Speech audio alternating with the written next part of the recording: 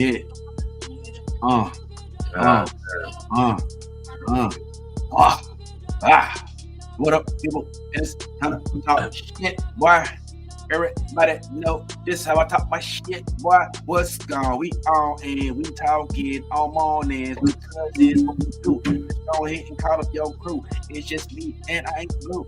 Not very happy and you knew because it's me and you and my whole crew, man. Let's get it in. We do and what the fuck we be do and we outside we ain't screw and we just up here trying to pollute that goddamn your airwaves. Go ahead and hit me. Airwaves is what's on my head, what I'm hitting it. Let's go ahead and get the shit. I'm talking big shit. I don't know, big shit. Go ahead and picture this. Lit to lit. All right, enough. What's going on? Yeah, you welcome, you welcome. I got bars, you welcome. Ha ha ha. Yeah, man. But anyway, you all may know or may not possibly that, yeah, there's a whole all-star game going on this upcoming week, not this week, but the following, kicks off this weekend from an MLB fan. Shout out to you and appreciate you tuning in. And maybe, just maybe, they may consider having the highest paid athlete on the face of the earth in the All-Star game because of interest, because it's the All-Star game, not the all stats game, not the all, oh, you made me feel good about the trade game, not the all, you did not meet my expectations game, not the oh, now you didn't do the Shoto shuffle for the first quarter, so I don't feel like you deserve it game. Yeah, how about it's the star game? And this is like literally the biggest star in the entire sport right now, outside of Otani and Judge, in my opinion. But hey, that's just me. I'm just one talking head. Let's see how y'all feel about it. I don't know, man. But that is going on in addition to a few other things, some stuff in the NBA, a couple things going on in the NFL. Haliburton not being in for the whole entire season, I'm hearing, so they can't possibly have another chance next year, right? And also, the NBA players losing millions somehow. I don't know how they play, how they keep managing on doing that, man. But these things happen. I got the homeboy Ty along with me, man, and your boy the Red Fish Taylor. We'll see who else pulls up. But for right now, let's go ahead and do it. This is the Stand Up Sports Bar, baby.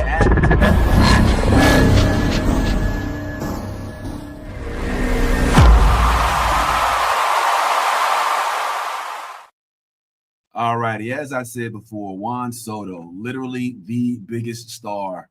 I guess that's debatable. Right? Nah, not you don't think he's the biggest?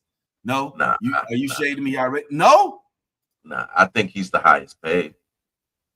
Okay. And I don't think. I mean, we thought that highest paid was the equivalent of being the best player in the league, and sometimes it's true. But not this year. I think Juan is not even the third best player on his own team. Whoa! Not even the third best player on his own team? Who might that be? I mean, I've got two ahead of him. I've got two ahead of him You say he's for not even the sure. third. That makes I him said the he fourth. might. I said he might not be the third best player on the team. Yes, I did. Oh say wow. Okay. Yeah, I'm gonna need might, you to put might this not. down because if you put Francisco Lindor on that list, then we're gonna have to go to Okay. the stat cast and talk his Yeah, numbers. Francisco Lindor. I would put him ahead of Soto. From I okay. would put him All right. stat wise. I would definitely put him ahead of Soto.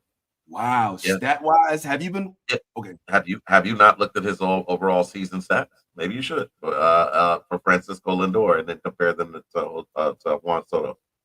All right. And Point then taken right now. Go ahead. and then also Pete. You know, Pete's been having a pretty damn good year. Well, yeah. Well, that's why I'm surprised to hear you say that not even the third. I would say at least the third, if anything, because I don't know who you're gonna put. Are you gonna put Beatty?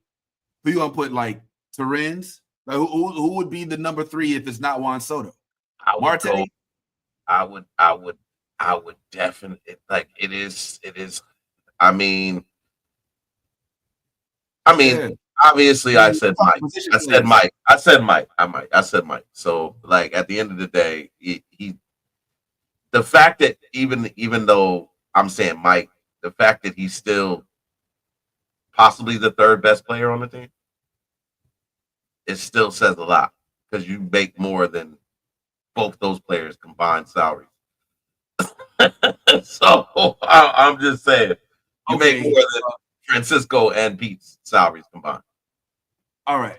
So right now, Francisco Lindor for 2025, right, he has 93 hits. Soto is underneath that. But he has 17 home runs, and Soto has 21 home runs. RBIs, Soto has 51. Lindor has 49. Okay. What's the batting average? Because you just skipped past the batting averages, which is I didn't skip it. I hadn't gotten to it. The batting average is for right now for Soto 263. For Lindor 261. I mean, Lindor's stats are not as good as Soto's. His OPS is at 900 for Soto. It's 700 for Lindor. I think Lindor deserves to be on the All-Star team. I'm not trying to take that away from him at all. Never would I do that. But holy shit, no Juan Soto? I mean, bro, I'm sorry, but people even love to show up just to boo Soto. And I mean, Soto, it boggles the mind. They will fix this. Like, they got a few days. They got to fix this. You cannot not have Juan Soto. It's just not. You just can't do it. It's malpractice. It's baseball malpractice to not have Juan Soto in this goddamn game. I mean, just think about this, bro. Think about it. It's almost as if, like, all right,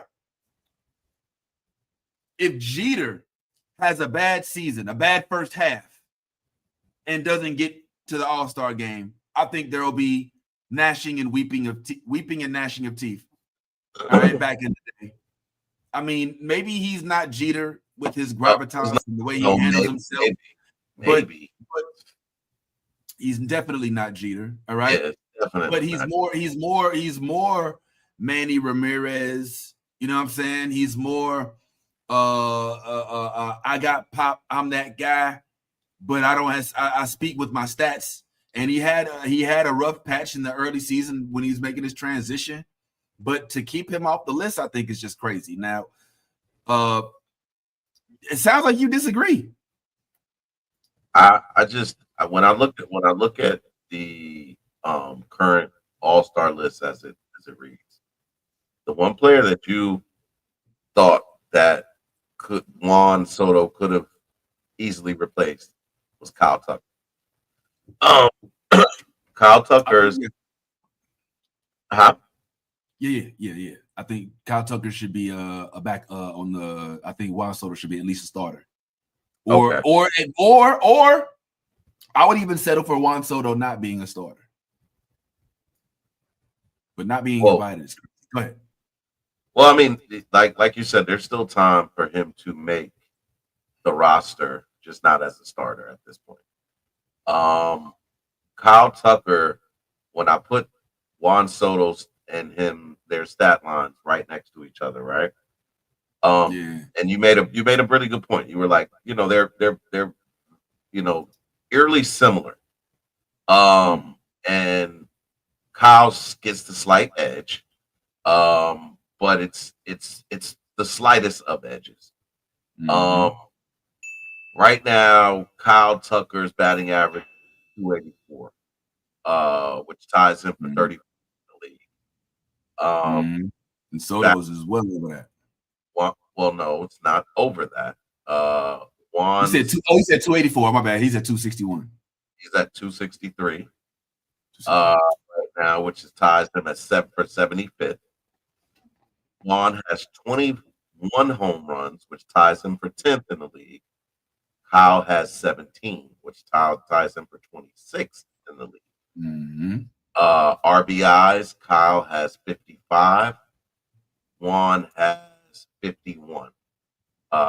Puts Juan in 36th. Kyle at 24th. The OPS, Kyle has a 902 OPS, which puts him at 11th place. No. Juan has a 904 OPS, which puts him at 10th place, which is right, slightly above.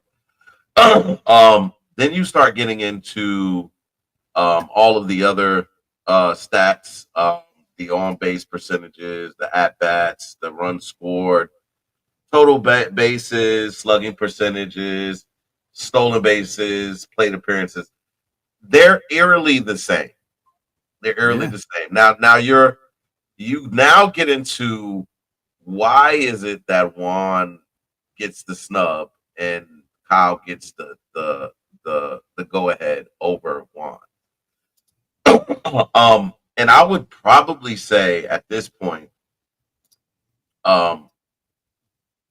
it's a toss up, and the judges or who votes for the All Star players. It's not the fans, is it? It's the coaches, right? It's the fans, it's the fans and the players, Mm-hmm. So if it's the fans and the players, then usually when it goes like that, it's about likability. It's maybe Juan's just not likable. Maybe it's a lot of people that don't rock with Juan. Like, because it's clearly the fans are not rocking with Soto like that. Oh, I don't know about that. Whoa. Time out. But listen to what you just said. And I made sure to ask and clarify. You said the fans and the players vote for the players on the All-Star team. Well, let's talk about that for a second. If their fans are over abundantly for a player, then the player's likability of that player is not really held as high in regard, right?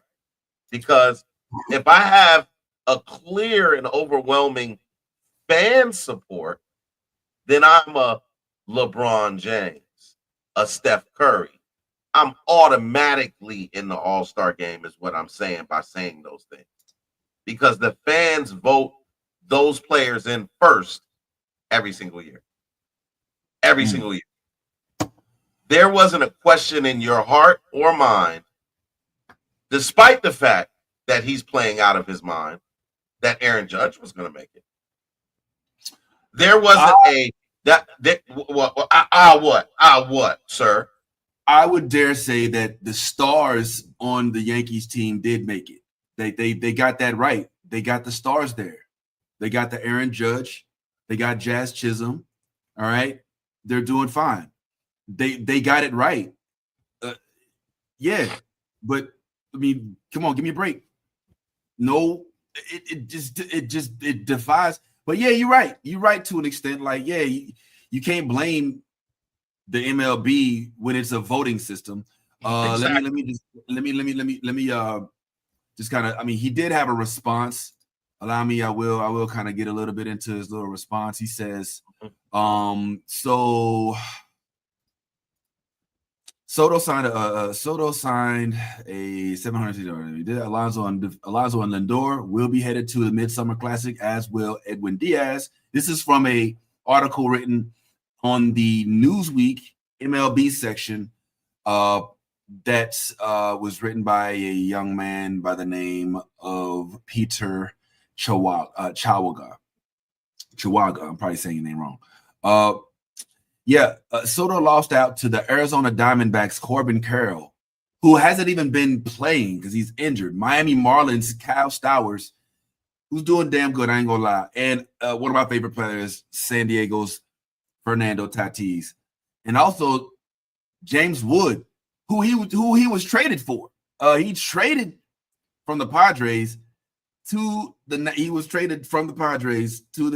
with the from the to the Padres for James Wood, CJ Abrams, a bunch of those.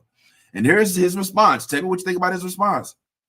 Sometimes you're going to make it, and sometimes you don't, Soto said in response to missing the game. It's just part of baseball. He's slashing. He goes through some stats and stuff like that. He's slashing at 263, 396 OBP, 508 OPS with 21 homers 3.7 WAR, steady figured out WAR. Stowers, by comparison, has just a 1.7 WAR marks this year, although he is one of Miami's lone representatives.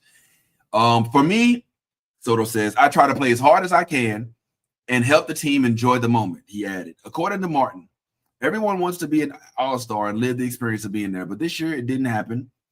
I was glad to be there for 4 years in a row. If I didn't make it this year, no big deal. I'll come back stronger next year. All right, so he's not out there whining and complaining about it, which is cool, and I respect that. But damn, I don't know, man. It feels like it. But you know what? Patrick Mahomes wasn't an all-star this year. He didn't go to the Pro Bowl. And he was in the Super Bowl. Yeah, but that's the thing about that event is if you play in the Super Bowl, you don't get to play in the Pro Bowl. That's the way that works. Because there's fear that you might get hurt in playing in the game. So nobody who plays. There was not one Kansas City Chief. There was not one Philadelphia Eagle in either Pro Bowl game. No, Vince, listen to me. It never is. It's not just this year. And when you play the Super Bowl, oh yeah, I gotta change my background. Super Bowl never play in the Pro Bowl. I forgot. They never do. I can't argue with you because I don't know for a fact, and that's fact. But that's that seems silly. It seems a little silly. No, it doesn't seem silly. Because what if I go and play? It's not like they're playing full pass. Whoa. Listen, if I go play in the Pro Bowl and I get hurt and I can't play in the Super Bowl, whose fault is that? Listen, the same thing can be said about any All-Star game. Am I wrong? Well, no, because the All-Star game in baseball and also in basketball is held mid-season. The Pro Bowl in football is held after the season. So if it's after the season, what's the why? Oh, you mean after the season? After the regular season. Yes, after the regular season, right before the Super Bowl is when the Pro Bowl happens, bro. Well, that's why. So so that's why no one from the Super Bowl plays in the Pro Bowl. All right. Well, let's check out some of these starters. But you know what? The All-Star game is one thing. I'm going to just step away from that for a second and kind of go to what I think is even more exciting, which is the actual home run derby that's going to be happening this year. We finally have the home run derby participants. We know who's going to be. So I know who I like, and I know who I'd like to see more of.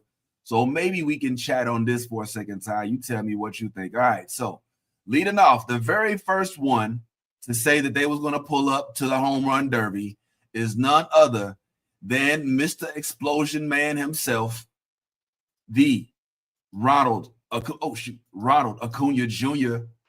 That dude has been on the bench waiting. I'm not saying on the bench, but I guess on the IL waiting for a year. And finally he's bringing his swag back to ATL. You got to have him there. It's in his home court, basically, to an extent. Then who else on that team is more fiery and more exciting than Ronald Acuna? It'd almost be malpractice for him to not be on the All-Star, and especially as competitive as he is. I'm assuming you like this. Oh, I do love it. I love it. I think not only do I love it, but I think he has a very, very high chance of winning it. Ronald Acuna, Ronald Acuna has one of the. If you watch Ronald Acuna swing the bat, it looks effortless, and he's got one of the smoothest swings. Whenever it looks like it doesn't look like he's exerting a lot of energy. It's just a very smooth swing, and the ball just travels. And in the home run derby, that usually is one of the things that causes people to win. It's usually a very smooth swing. It doesn't look like you're swinging hard, but the ball just keeps going out of the park. Yes, I think Ronald Acuna could win this walk going away. I do. Absolutely. I think that the biggest advantage in addition to the swing you're talking about, is having home field advantage. Who's going to know on that all-star team better than him where's the best place to aim to hit it? It's not like he's being pitched 102 fastballs from Jacob Mizrachi. You know what I'm saying? Like he's getting pitched slow balls, and he knows where to aim. He knows where the short porch is, the chop house. Yeah. You know what I'm saying? Exactly. So I think that's going to be one of his biggest advantages. So I'm looking forward to that. Another person that was announced, I ain't gonna lie. This is kind of exciting. I'm a little shocked by it. Because I would think that he'd probably want to keep himself in shape. But the big dumpers in this bitch, Cal Raleigh, who still currently leads the league in home runs, and I think, frankly, is more impressive than all of the other home run leaders because he has to do it while squatting. That's right. He is at every at bat defensively. Every at bat, he's not taking a break in left field, center field, right field, and if the ball go infield, you get to sit and watch and be a spectator. The nigga is on every goddamn at bat. All right. If there's a strike, hey, he doesn't get credit. The pitcher gets the credit, but he called it. You know what I'm saying? He's a switch hitter as a catcher. The dude's a switch hitter. So he can turn around and hit balls. He's not having a good day on the left side. Let me try from the right. I think he has a great chance. And one of the biggest things, he hits in Seattle, which is one of the hardest parks to hit outside of Colorado. And so you come to a short porch like Truist Park, I don't know, man. It's going to be kind of hard. What do you think about that, Solo? I think for some reason my green screen acting crazy today. I don't know why. I'm mad these dudes come back out here. Anyway, hey, do this. All right, at the bottom, do you see where it says settings? Yeah. All right, if you click on settings, you see where it says virtual background? Mm-hmm. All right, if you click on that, does the button that says I have a green screen clicked? Nope. Click on that. Goes. There he's back. Hey, nigga. I was about to call him, nigga. Hey, nigga. This shit is fucking up. What's up, everybody? What's up, my boy? My dude that don't let him know. I get the honor of being able to come directly to Solo's domicile this week as I will be headed to Atlanta this Friday. Hallelujah. And I'm housed by the I'm gonna take a chance. You know, I normally do the room thing because I don't like to be in people's face. But my man said I could crash at the crib. We're gonna see how that works. Yeah, man. We have more than enough room for you, nigga. Yeah, all right. We have more than enough room for the one and only Vince Taylor. And we're gonna accommodate him to the utmost so that he feels so comfortable. He won't even have to get a rental car. I got more than one car, and he can just do what he want to do, and he has his own like section of the house. He just gonna be straight. But they ain't telling me right. Ty is I'm gonna get there and they be like, hey man, you can watch the kids. We, me and hell nah. Hell nah. Yeah, me and wifey got a date night. My son. You don't mind. There's definitely some sort of catch in here somewhere, man. I don't know what it is yet. Nah. We wouldn't even do him like that. He'll know. I couldn't even do it like that. You gotta go to the game at school. Hey, man. Vinny, if you pull up in the room and there's a bottle of baby oil sitting on the thing, just know you have been diddled. Hey, yeah, you know he got sponsored as soon as he got acquittal. That's right. You've been diddled. That dude got a full sponsorship with every baby oil company in the world. And why not? As he should. That would be the right thing to do, right? You would want to be the official Johnson & Johnson spokesperson if you are Diddy right now. Hey, let me tell you something. This is what everybody don't understand. He got convicted of one thing: prostitution. You are not going to do 20 years for prostitution. Yeah, I mean that's so he was praying. He was like this. Thank you, Jesus. Thank you, Jesus. It's almost like when you go get tested and then and you come back with BB. Like, they say you ain't got AIDS, but you got crabs. That was a Robert Townsend joke. He was like, yo, let me just rub oil on it for 2 weeks and I'm good. Yeah.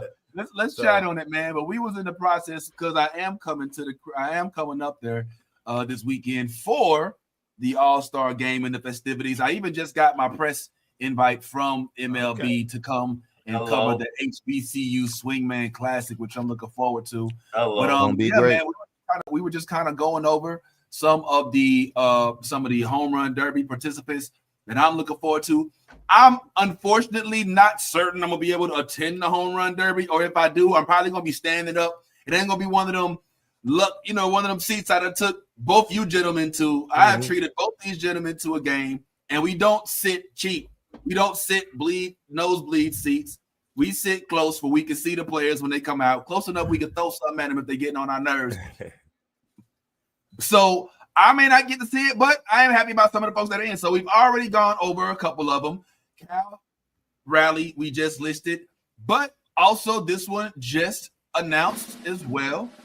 None other than James Wood of the Washington Nationals, representing the Nats, who just fired their manager and general manager. Got rid of him. Now, I like James Wood because he looked like Cleo from Set It Off. Like he got the like it's gonna be a cow up in, it's gonna be a cow up in there. You know what I'm saying? Like that's that. James Wood reminds Why you me do so that, brother, like that? Why you?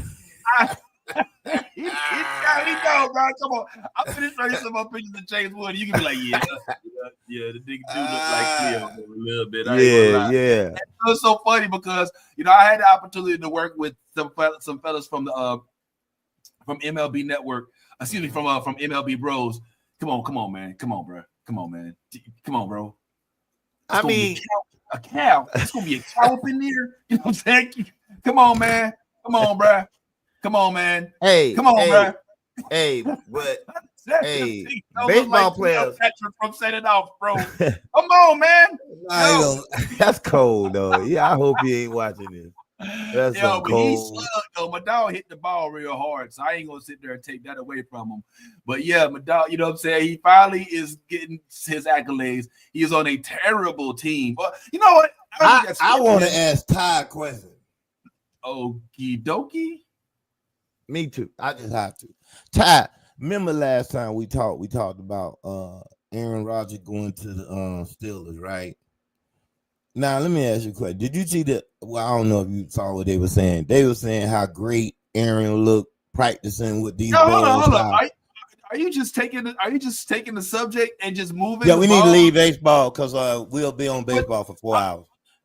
We need to leave that alone. I make a show where we can talk about sports, and I'm not allowed to talk about I knew I was gonna get you with that one. Let me talk to Ty. Let me talk to Ty because I knew you were gonna say something. But I just wanted to hear what you got to say about that. Go ahead. That's right. I know. He's moving the damn needle. He's like, in the middle of talking about baseball. He's like, yo, fuck baseball. We gonna talk about talk about Aaron Rodgers. I thought about doing. He didn't even let me finish my sentence. Basketball, but it was over. So I said, I know Ty gonna talk about this because he's been talking baseball. I have a pathway to other topics, but No, you won't. If it get good with baseball, you stay in there for an hour. It feel like an hour to you because you're not enjoying it. No. On the contrary, I've been watching baseball. I have never been introduced to a sport and then start watching it on a regular.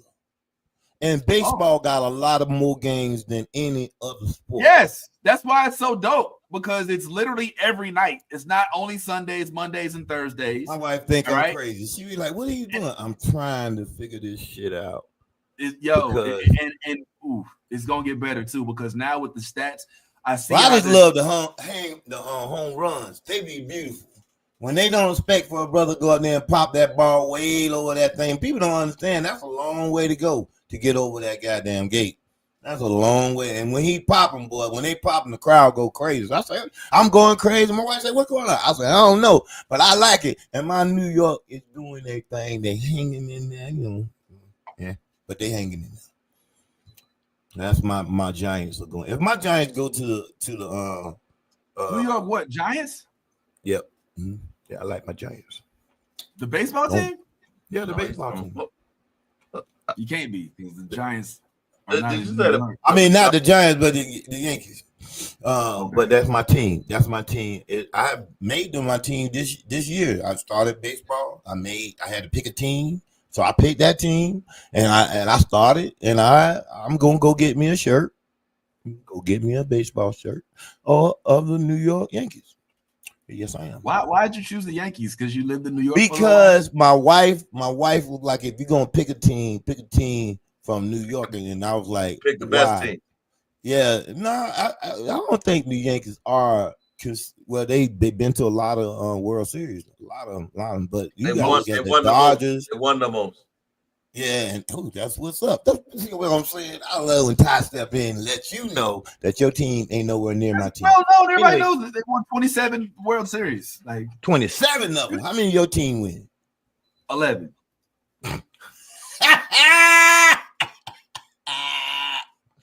I'm gonna remember that. So let me get this straight. Let me get hold on, Vince. Hold up, oldest team in sports. Hold on, Vince. Hold up, because this. So let me get this straight. So there was no rhyme. There was no reason to how you picked your team. Your wife was just like, pick one of the teams. And there was, and look, is your wife from New York? Yeah. Yes. Okay. All right. So instead of saying my wife was just say my wife's from New York.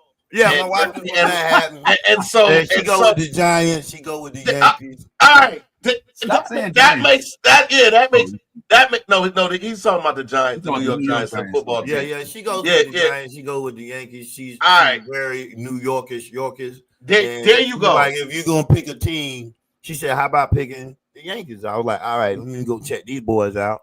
And I'm learning. I don't know nowhere near as much as y'all two know. Y'all know all about baseball. But for some reason, I'm 58 years old and getting an interest in baseball. Like, I literally wish I had played baseball, because it looked like a very it's a very stringless sport, because you can get your ass whooped on the baseball field quicker than you can get your ass whooped from a football game.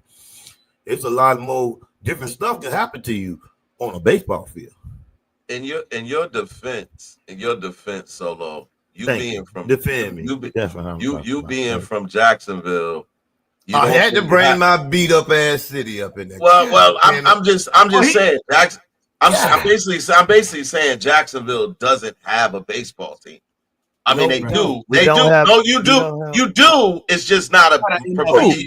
You got the baseball team. Well, the Jacksonville Suns, I think they are. Yeah, I think that's the Jacksonville Suns. It is Suns. I believe. I've been to one of their games before. I think that's they semi-pro team or whatever farm team. I don't know for who, but the Jacksonville Suns. But yeah, in your defense, you don't really have it. So claiming your wife's team is the right thing to do. I mean, anybody in a relationship, if you don't have a team. Whoever your significant other is, if they have a team, by proximity, you should probably be rooting for their team if y'all want to keep a happy home. Yeah. Unless she was a NBA fan, and New York got too many teams to pick from. You got the Brooklyn Nets, you got the Knickerbockers, you got is it? Yeah, they got three NBA teams. They got two NBA teams. Two NBA teams, two baseball teams. So if she'd have said, because I damn sure wasn't gonna go basketball with her. She's not getting me on basketball. I don't like the Knicks nor the Nets. Period. Okay. End of discussion. She know I'm a LA nigga. I'm a LA nigga. Even when LeBron is leaving, and looks like he just might go. Well, that's something. Since you are choosing baseball teams, I heard what Solo said, what Ty saying, but I think you'd be better served by being a Braves fan, being in Atlanta. I think how do you see Me being in there, and all these Brave people here, you got all these people that Atlanta Brave. You got so many people Atlanta Brave, but I ain't been here but a year and a half, 2 years. I've been with my wife longer than that. Okay, fair. And yeah, she said, we're gonna pick a team. You might as well go ahead and go with the Yankees because they the shit. So I said, okay. She's not really a Yankees fan, but when we discuss the baseball conversation, and she's like, so what you gonna go with? She said, I don't know. She said, well, go what you think you want to go with. I said, well, what about New York? She said, New York is the team you should go with because that's the only motherfuckers that did shit. So I said, okay, I'm gonna go with them. And I watched them that night, and I liked them. Is your wife from Brooklyn? No, she from Harlem. She from Harlem. But everybody in New York love the Yankees. Well, remember, Vince, do you remember? I used to live across the street from the stadium. I live across the street. Yeah, come downstairs. You can look at the stadium. I would have known if you said no, straight up. I literally live right across where the stadium is. The stadium is here. I'm over here, and when you come out my door, you can see and hear the game, everything. And then all the people park on my block just to walk. No, to the game. Yes, that did not happen. Well, you stayed on Edgefield, right? Are you gonna tell me Harlem and Manhattan? But the Yankee Stadium's in the Bronx. Man, do you understand? The Bronx across the street is less than 50 feet from my house. Oh yeah, but you understand that? When you go down, you gotta go. You gotta like fall off a cliff. No, you don't. Oh my God. Vince is bugging. I wish I crossed it. Yo, from my door, you ask when Ron get up. Ron have been my Black Ron have been my. He gonna tell you when you walk out my front door, the stadium is right there. Like literally, it's a walking distance, but literally the stadium you can hear from a mile away. You know how to count blocks. I mean, I don't know how long. It's 2 blocks. It's 2 blocks. Right. It's total of 2 blocks. I usually wouldn't dignify this. That's 2 blocks. Oh my God, Vince, you are weird. We're gonna do this. That's the most thing I would say to people when they come to my house. You can see we're gonna do this right here. We're doing this right there. We're gonna do this right now. All right. So here, we got time. Fuck it. We got time. You doing, GLO? What you doing, GLO? We're about to yeah, he need to do it. He need to do it because he gonna be embarrassed because anybody who's been in my house know that the stadium is literally. I'm gonna call. We doing geolocation. I know. I can tell you. He about to give you satellite imagery. Yeah. Go get it. Hold up. We about to do this shit right now, sir. Oh yes. Oh yeah. Hold up. Hold up. Okay, I'm at 409 Edgecombe, which is across from across. It was South Edgecombe, right? Was it? No, it ain't such thing as South Edgecombe. Okay, it's Edgecombe. Okay, 306. It's 409. You got 306. My bad, 306. 409. Yeah. I see what you're doing. Edgecombe, BM. Well, I love this because I'm gonna be right all day long. Okay, see my house? See my house right there? Oh, no, where you going? Hold on. We gonna see it up close and personal. He's doing geolocation right now. and look. See from right here, when you walk out my door, the stadium is right there. You can literally walk. That's 3 blocks. You see what I'm tell me? But the way remember when I said you had to fall off a cliff? Hold on, let me finish. This is a whole river. This is that's all about but look, that's not a whole river.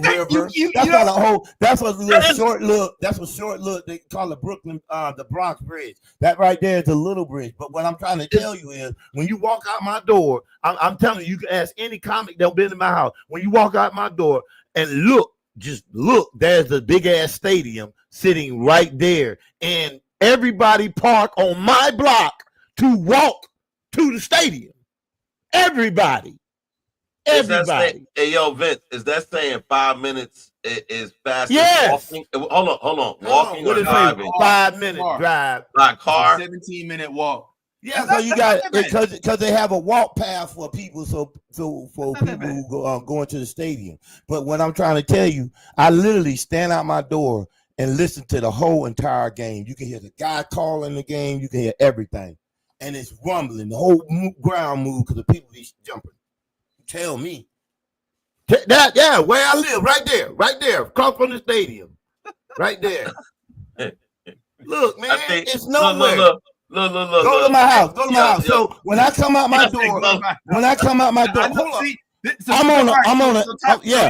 So when I go to Solo house, when you walk out the front door, this is what you see. No, this is what you see when you walk out the front door.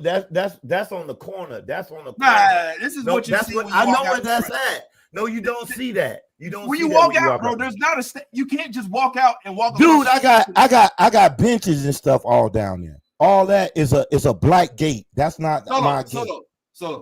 That's not my gate. If you walk outside your house, if you walk outside you're not your gonna building, see that. You're not if gonna you walk see what outside you got your there. building, that right there, you're not gonna see. Turn. See there? I told you that's not my house.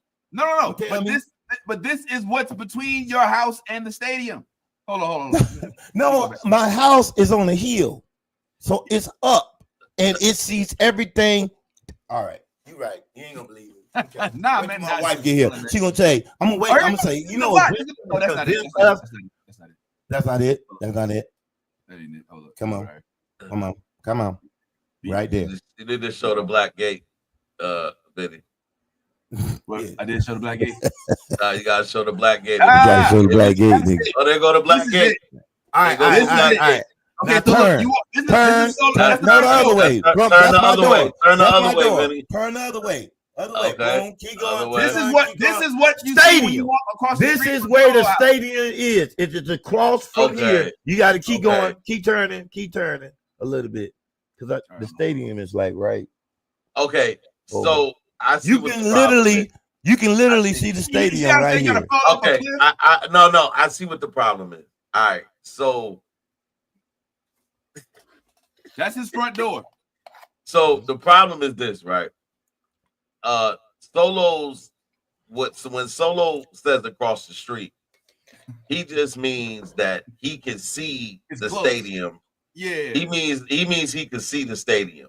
But when Vince hears I can feel the stadium, all the people, but feel it, all of that.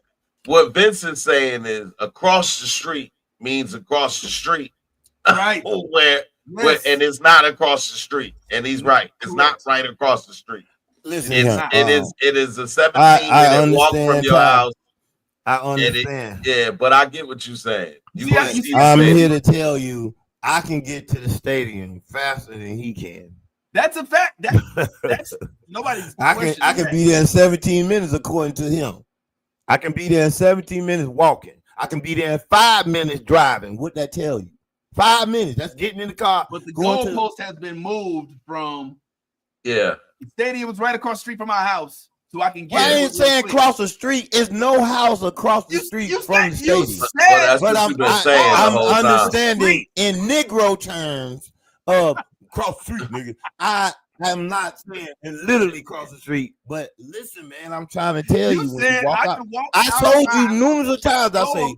I said, Vince, the stadium is right there, and it's so easy to get to the stadium. You can hear the game, and you can hear the people sit out there and listen to the game all the time. That part, yes, all the time. They can hear them empire. I mean, everything going on. They can hear the whole nine. It is the loudest thing you could ever think of. And when I'm telling you, the stadium is all right. It's closer to me than it is to you. That's all I'm saying. All right. Well, I can take. I need it. I'm just happy for a whole other reasons, but I'm finna smoke. But anyway, whatever y'all want to talk about, I'm ready to talk. All right. Well, I know you. When you get here, Vince. I ain't gonna lie. I wasn't gonna pull up, man. I was like, man, shoot. I learned that I wasn't gonna be able to cover the home run derby. Yeah, I know that pissed you off. Go, man. But just even being able to cover the HBCU John is something I'm happy about. But just to kind of finish this conversation real quick, especially with my man Todd. But are you going to the actual game though? Yeah, All-Star game. He should. It's not going to be what I thought. It's not going to be what I thought. But you should go because you're there. I don't have access that I originally thought I was going to have, and it's not, and nobody's at fault. All right. I went on a limb hoping that I would get it. I was never guaranteed coverage. I'm not gonna lie. But it didn't work out the way I hoped it would. But I'm still able to go. I still have direct line to the MLB network. I get emails. This is crazy. I'm not gonna lie. Came out of nowhere. And so I'll be at the HBCU Classic, the Swingman Classic. I get to interview the players. Maybe I can interview one of the personalities because they did put them on the list of people that we can, like Harold Reynolds and a couple of those folks. But we'll see. Outside of that, though, I'm just going to be kind of like clinging to my homeboy who's got full access, kind of hoping that they just allow me to carry his bag. You know what I'm saying? This is probably not going to work because they scan your ticket and all that other shit. But anyway, welcome. Black Ron is in the head house. What's going on, homeboy? I hope. Man, first of all, I just want to say that that picture that Solo put up across the street from his house is the park where the raccoons attacked us. Hey, Black Ron, I saw you the other day on you and Ron. Y'all was doing council court. It was on the council court thing. Yeah, man, that shit was good, man. I was like, I filmed my first. I produced my first TV show last week. We filmed it the other day, and it was beautiful. That's and I would love man. to have you on it. I would love to have you on it. It is a court reality show, and it is dope. We are filming it next month in the studio where Miss Pat does her show. Oh, that's dope. So if you please let me know, we're gonna talk on the side and let me know if you're gonna be in town. For that, I'll give you the dates, and then we'll just, and we do financially take care of you for being on the show. Well, it ain't nothing like being financially taken care of. Yeah, I know. That's why I say, how when you come to town, you like to make money. And I say, hey, man, I won't be there, nigga, if you ain't got my money. Yeah, man. I've only taken one. I'm lying. I've only taken 2 vacations in my entire adult life. Damn. And they both went to Puerto Rico. Was it good? That's all I can say. Was it good both times? Well, you know what? Halfway through the trip, I started adding shit up. Like, God damn, well, we done spent such and such on this, and hey, baby, we want to go ride jet skis. I mean, we can, my nigga, but it's $80 a piece plus a deposit.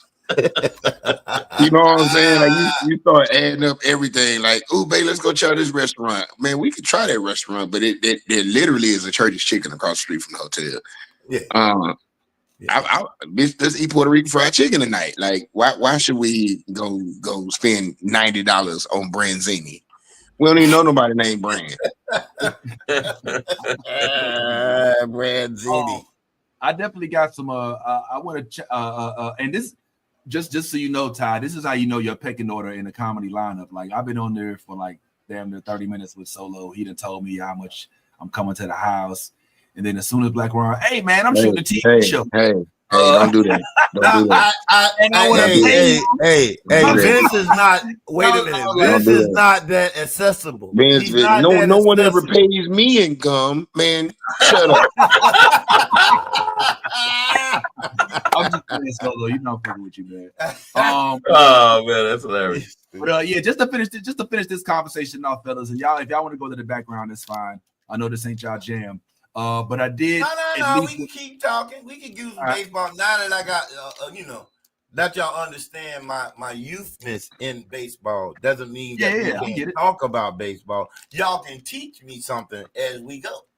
Okay, well let me school you on this as well. So not only is Cal Raleigh switch hitting catcher going to be in the home run derby, and not only is Mr. James Wood going to be in the home run derby, but recently Mr. Byron Buxton as well. I don't know if y'all, man, I don't know. Who the hell is Byron Buxton? Is this gentleman right here, all right, who's finally got a full season. Not gonna lie, Byron Buxton sounds like a porn actor. It Sound like that just boy do adult movies of the Dirk Diggler variety. Nigga named Byron Buxton. Like, just say that a bunch of times till it sound nasty to you. Byron Buxton. Yeah, you know who coming to put it on you, girl. Byron Buxton. remember how those old porns you just start like a movie? Yeah. There'll be a lot of action, a lot of stress, starring Byron Buxton. So you putting Byron Buxton, Mr. Marcus, Lexington Steele, like you. Yeah, see, I wasn't gonna call out any names of any real actors, Vincent, with your nasty ass. Vince is mad as shit. Vince over here calling out real niggas that act in porn movies. We gonna sit there and act like we don't know porn names. Like y'all didn't No, I was just saying, bro. Let's just stay on Byron. Let's just stay on Byron. Who's swinging Big Wood? Byron Buxton. Byron Buxton. Just to get down himself. Go ahead, he gets Byron Buxton. Ooh, if you need somebody cover. Oh, I got a bat for you, but I don't know. There's probably a whole lot. Who's sliding in the home? Byron Buxton. Ready to hit one ball off in that gap, baby. Come on. You know what I'm saying? Byron Buxton. Who's about to split the seam on your glove? Byron Buxton. Who come through with the big stick? Big with cleats in, huh? Yo, Ty said nothing. Oh man, y'all wild. You know, I got nothing to do with this. Somebody pass me some sanitizer. I have nothing to do with this nasty. Who's about to knock it out the park for the Twins? Byron Buxton. Dang, I need. Yo, Ron, when you get here, man, I told you I'm gonna treat you just like I treat Vince. You're welcome to the crib, the car. Just come on and do what you do, as long as you got a driver's license. No, because J Soul look like the type of nigga like to borrow your shoes while you sleep. Oh, he went back to Jacksonville. He couldn't take my strict rules and regulations. So he said, I'm going back home because I don't clean up my room. Like Daddy like to eat my chips. I'm out of here. Daddy walking around the house like Byron Buxton. I'm leaving. Byron Buxton. Just to wrap up the MLB combo real quick, Ty. We got 4 people right now. Cal Riley, like I said, we got Byron Buxton, who I can't look at the same no more. We got Ron ruined it. He ruined it. Yeah, you was over there looking at Byron nasty ass over there looking at Byron Buxton. I can't look at him the same no more. Nigga ruined it for you. Life. You got the boy. You got your homie. See the best. Damn, Cal Riley, goddamn, and Ron Acuna. Who is not on the list is what I wanted to ask you, Ty. That you would like to see. That you feel deserves an opportunity, perhaps, man. Well, you haven't shown me the list. You just gave me like 4 people on the list. I mean, the list is 4 people. You know, so there's there's not it? Like a Oh well, I mean, there's a lot of names. There's a lot of names I would think Paul O'Neill. I mean, O'Neill Cruz, not Paul O'Neill, but O'Neill Cruz would have been on there.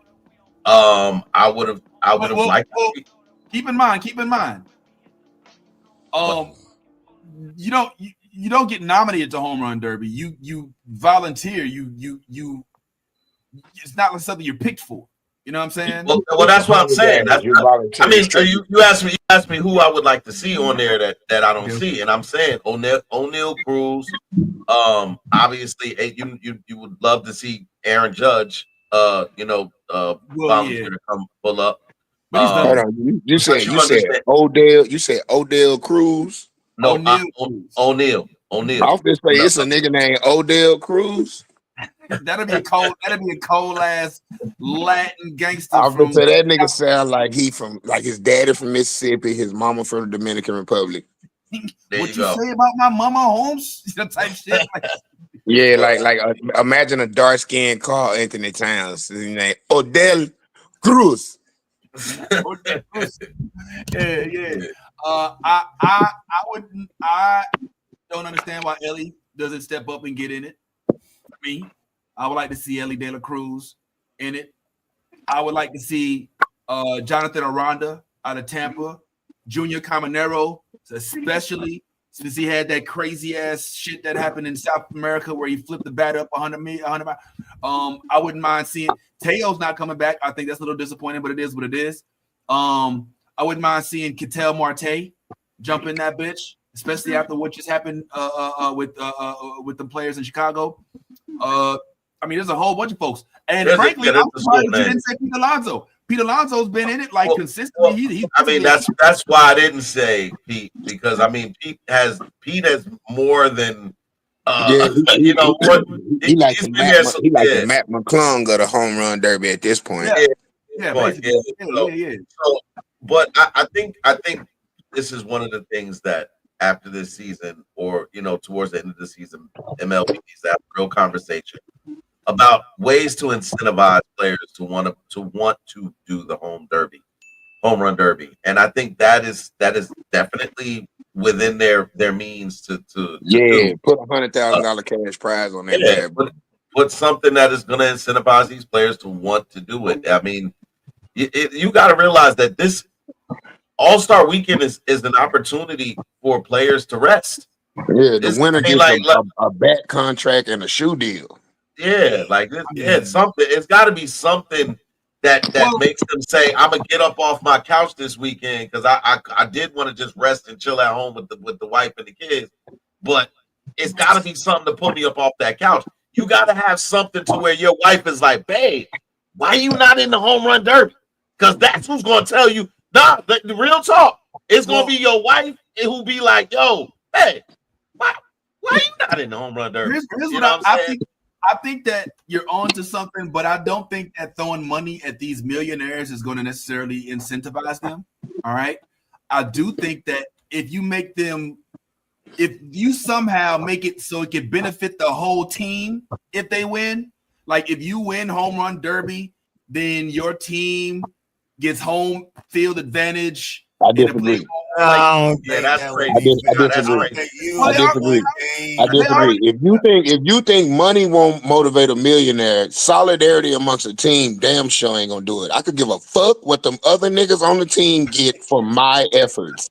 Like, nigga, we're not. I'm not competing on behalf of my team. I'm competing on behalf of me, nigga. That is Odell Cruz going out there swinging that goddamn bat. It's not.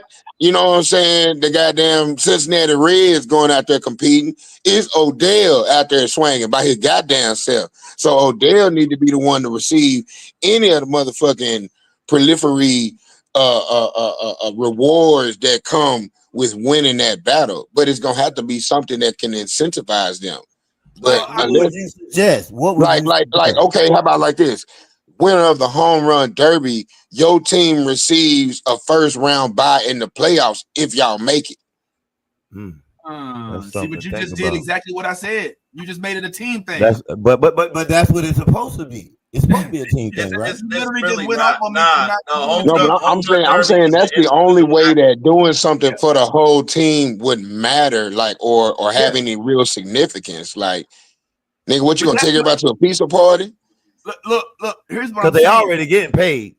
So, well, that's my point. Like the home run derby winners do already receive a financial compensation. It does go to a charity.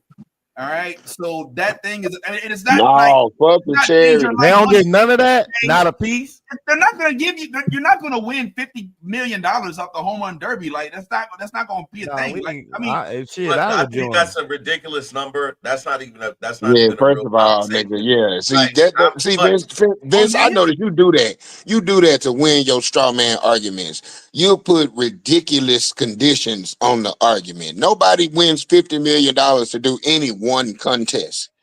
Well, how much money does it right now? If I'm not mistaken, Pete Alonso gave away after he won $100,000 of his winnings to the fire department and the police and fire departments of New York.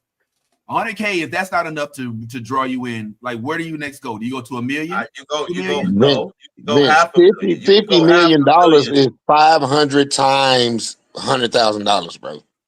But is the MLB really going to shell out that much money for something that there's a lot of dudes that do for free? First of all, let me be very, very clear. We do get dudes that are doing it for free, but we don't get enough. four dudes that are right now aimed to hit in the home run derby. I think 500 grand, $500,000 is enough to incentivize certain players in the league who are not That's a hell of a bag. See, That's a hell of a bag. See what you're doing is you're saying that this amount of money will not incentivize a player to come and hit in the home run derby. It may not incentivize Juan Soto to come hit into the thing, but it most certainly will incentivize an Odell Cruz. Odell is pulling up for $500,000. And his wife, and guess what? His wife gonna make sure. Well, no. This is now we ain't talking about O'Neal. We talking about Odell. Yeah, Odell's ass is gonna pull up for $500,000, and not only is he gonna pull up, but Odell's wife is gonna make sure that Odell pulls up for that 500. That 500K. Because guess who gets that 500K? Guess who gets that 500K? Odell's wife. Yeah, the wife gonna get that 500K because guess what she gonna say? You don't need it. You don't need it, Odell. Either his wife or his mama finna get that money, and you gotta remember, bro. Get that. We talking about $500,000 that your agent don't get a piece of because that's not a contract that they went out and garnered for you. You know what I'm saying? Your manager don't get none of that because there was no redlining on any contracts that need to be negotiated. This is money that goes directly to you, your mama, and your baby mama. And here's a way to even spice it up. This is how you spice the game up. And I just thought about this. You having a stroke? This is hella. Nah. But listen to this. Close your goddamn mouth. Yeah, you did have your mouth open, bro. Like you was like, well, I don't know what the hell was going on. I don't know what was wrong with what he said. I mean, I don't know.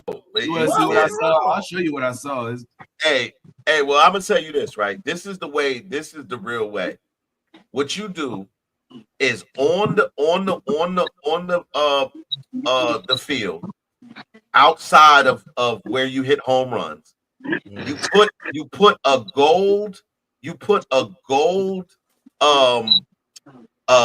say paper or cardboard thing that says $1 million.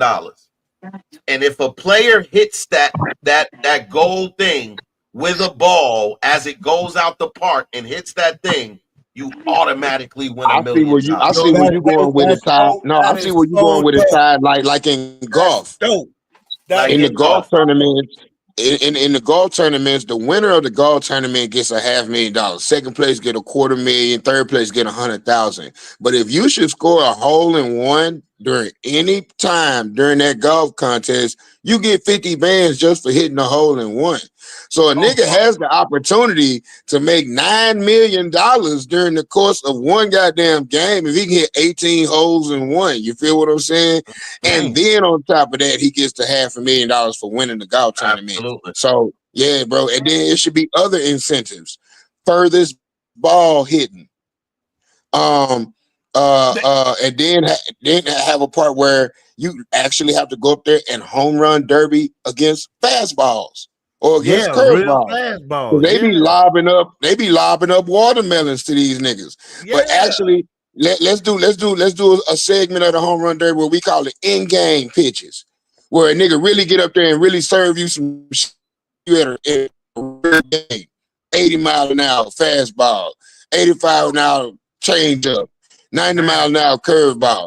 I don't know if I throw that.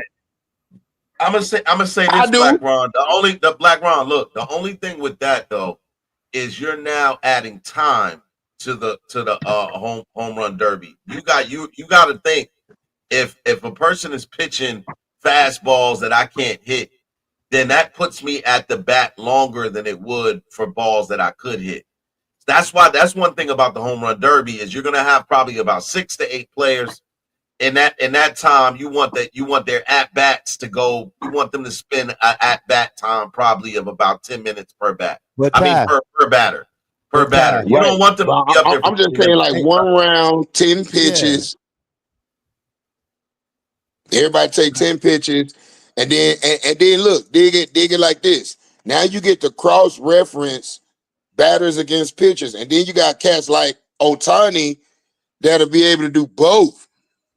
No. Should he choose to? But my question is this to Ty. I was asked this question. Ty, when you said that you could hit the ball all the way over to the thing and hit the target and y'all would get a prize for that, right? $1 million. Let me ask you a question.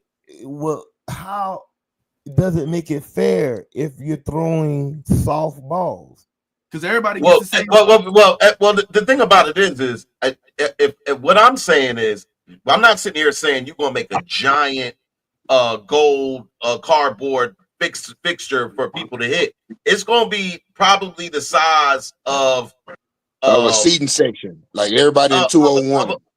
I would say the size of the actual seat in one seat in 201.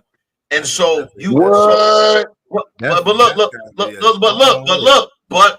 look, it's not about strong hitting. It's also about precision. Because in one order in a million odds of hitting it's not going to be something easy. But if you hit it, that's $1 million on top of whatever you could win in the thing. This is the way to incentivize these players in joining this with the opportunity. What's gonna happen is to win a nigga gonna hit it, and he ain't gonna be the nigga that wins. Yeah, but you won $1 million regardless. You just won $1 million. So even if you didn't win, you won more than the nigga that won. So if I made it $500,000 to win the joint, but you hit the gold joint and hit $1 million, then you just came up. You came up off and you didn't even win. But you hit it. Yeah. So that would incentivize other players to join. Those players that are not signed to $1 million contracts, but are having a really, really good hitting year, and want to go and pull up and join in the opportunity to win $1 million plus. That's what you do. I got another idea. Put more than one. You can even put more than one up. You could put them, because of the size of them, you could put them up on different parts of the park that are outside, basically outside the field. You can put it, and if they hit that joint on the upper deck, like put one up on the upper tier, the very top tier. You can put one over in left field and one in center field. You can put them all up. You can put them all over.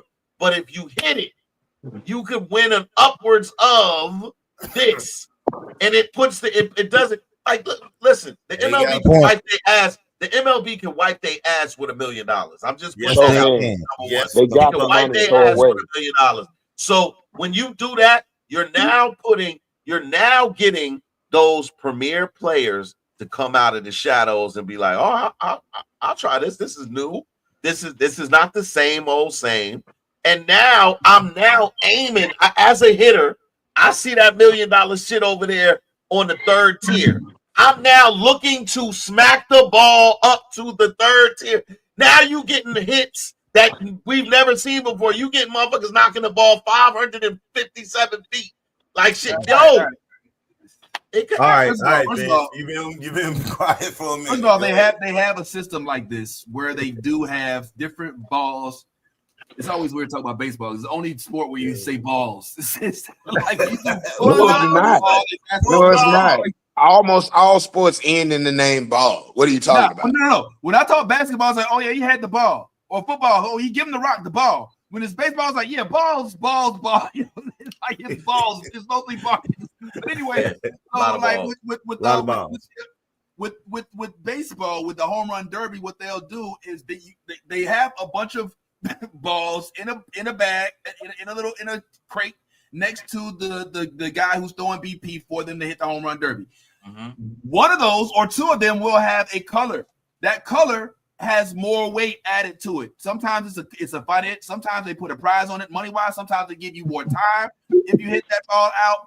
Sometimes if they'll put it so that if you hit it in such and such section out in the 400 section, then you get 8 more seconds added to your home run derby time. They have things like that, but the incentive with regard to you hit out there, you get $10,000 more is not one. And I say that doesn't fix the problem, because the problem isn't we need home run participants. You get those every year. The problem is getting the stars that we want to see to participate in home run derby. And for those stars, it's the same thing. It's the same thing that the NBA. Yeah, same problem the NBA is facing when it comes to the slam dunk contest. Yeah. So what I'm saying is, that Major League Baseball needs to take a page out of the NBA's book and have more interactive shit. Like, for example, just for shits and giggles, make two of the competitors the number one home run hitter in the Little League College. in college, and then have the number one hitter female in softball, or the number one pitcher in softball is throwing you the pitches.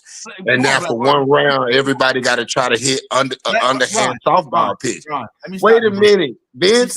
Now you talking as a pure back. You're listen. All of this shit is hypothetical, nigga.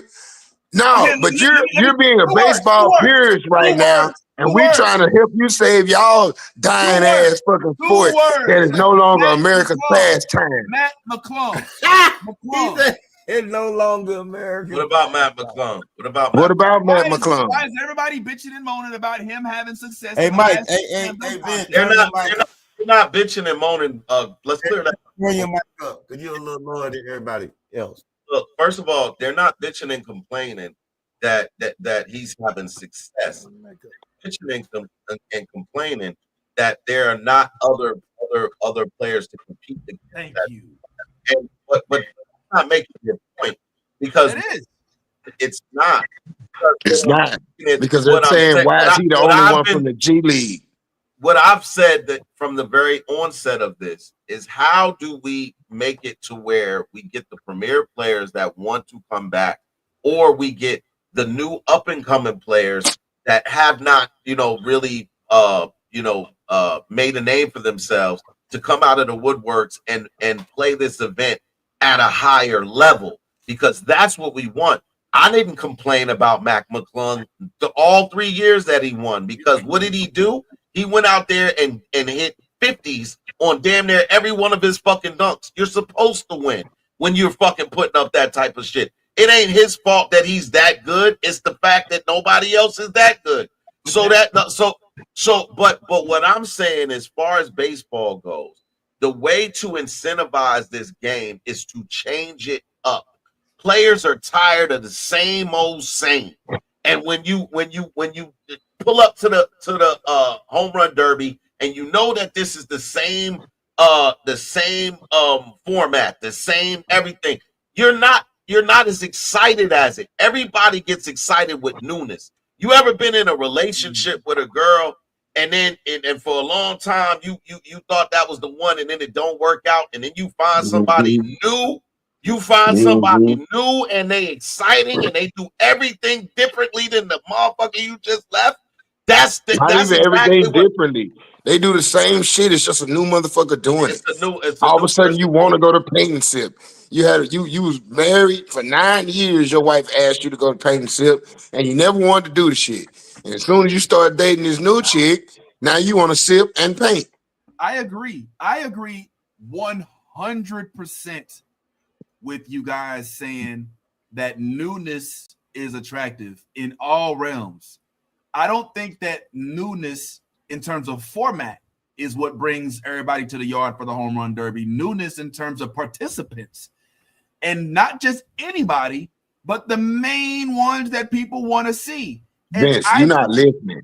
You're not listening. You're not listening to me. Listen, let me finish. I'm listening to you. I ain't saying a word. Ellie, I don't think that you take a dude who makes $50 million a year, who gets a check every 1st and 15th for $5 million, and say you may or may not win $500,000 if you hit this ball. It's not going to work. It just doesn't work. However, pressure busts pipes. And if you get the fans to say these, or you get a list, just like you see the All-Stars, they vote on who they want to be in the All-Star game, and then they just go. If they vote for who they want to see in the home run derby, and then they have to decline publicly, kind of like Teo did, and hang the head, I'm not going to do it, even though everybody want me to do it. I just don't think that money is going to incentivize these rich-ass ball players, especially for something optional. I just don't think it's going to. Now, I think that it will get people in, but it's not going to get your Ellies, your Aaron's. It's not going to get your show. Your it's not going to work for those folks. It's just. Can I ask all y'all something? Because y'all just going. Can I ask y'all? Okay, y'all understand the problem, but can y'all give me a solution? No, because what Vince is sitting here complaining about is basically you're saying, hey, rich nigga that we really admire, do some more work for us. Like what? That you're not, wait a minute, that you're not contractually obligated to do. Yes. And you're mad that the niggas that compete are the niggas that want to compete. You can't bro, you cannot, we're telling you different ways in which to change the format completely, because otherwise, operating the way it's operating, to your point, there is nothing that's going to make the millionaire, the superstar, get out their bed and come compete, because they are looking at everything that they have to lose by losing. Everything that they'll lose by not having a good showing. The fact that they can actually injure themselves in competing in the home run derby. It's the same thing like LeBron's whole career, he never competed in the slam dunk contest. Ever. Not one. Russell Westbrook never competed in the slam dunk contest. Ever. And it's like, well, how can you call yourself the greatest to do it? We watching y'all niggas do it in the game. But the last nigga that was dunking in game the same way he dunked in the All-Star game was Vince Carter. Vince Carter. Outside of that, not even Blake Griffin or Aaron Gordon were dunking the way they dunk in the slam dunk contest in the game. So when it comes to Matt McClung, first of all, the reason why everybody mad at Matt McClung is because his name ain't Marcus McClung. If he was a black dude doing what he's doing, he would be the greatest nigga to ever live. He is a little bitty, little bodied white dude that's from the G League, and he has revolutionized the slam dunk contest. He is basically, wait a minute. He is basically taking away everything that everybody thought you needed to win a slam dunk contest, which was be black, be tall, and have swag. He ain't got none of those things. Yet he is the only nigga to have ever won a slam dunk contest 3 times in a row. But I feel like I don't think that people are, based off what I've observed, I don't feel like people are mad at Matt McClung as much as they are with the fact that he's not competing against a field of competitors that may give him a run for his money. And those bullshit. Everybody else he competing against is actually in the league. He the only G League nigga out there. And so you can't call the other niggas that are in the slam dunk contest weak competition, because they are actually in the league. They got one thing that Matt don't got. And that's a real check. Fair. However, what I'm speaking about with regard to public opinion isn't necessarily the competitive nature of their league status, but their star status, because this is an all-star game event. And I think that is where people get a little bit up in arms. They're like, look, who is this dude playing? I don't know none of these other dudes on this list. And I don't know him either. And good for him for being the king of scrubs. I'm not saying that that's how I feel, but that's what I feel like folks are saying out. And like, look, all right, that's great. Yeah, but why? Literally, there's no SGA. There's no Wemby. There's nobody who could probably wrap circles around him if they just tried a little bit. I think that's the thing. No, nobody wants to watch Wemby in a slam dunk contest. That nigga's fucking 8 feet tall, bro. All right, I'll take your word for it. But yes, to your point, yes, that the real concern is not Matt McClung. It's the fact that where are the Ja Morants? Where are the Zion Williamsons? Where are the ones the players that we know for a fact can jump out of the gym? We've seen them do it. But why are they not competing in the? They not competing because they never saw LeBron compete. They never saw Russell compete. They never saw KD compete. They never saw James Harden compete. They never saw, you know what I'm saying? The last time we saw a nigga with a name compete is when Kobe Bryant was in the fucking slam dunk contest. Everybody else was a B-level star in the NBA. Like Vince Carter was not an A-lister. Tracy McGrady, when he competed in that slam dunk contest, he was on that same Toronto team as Vince. And at that time, Tracy wasn't an A-lister. And they run back, go through your mind.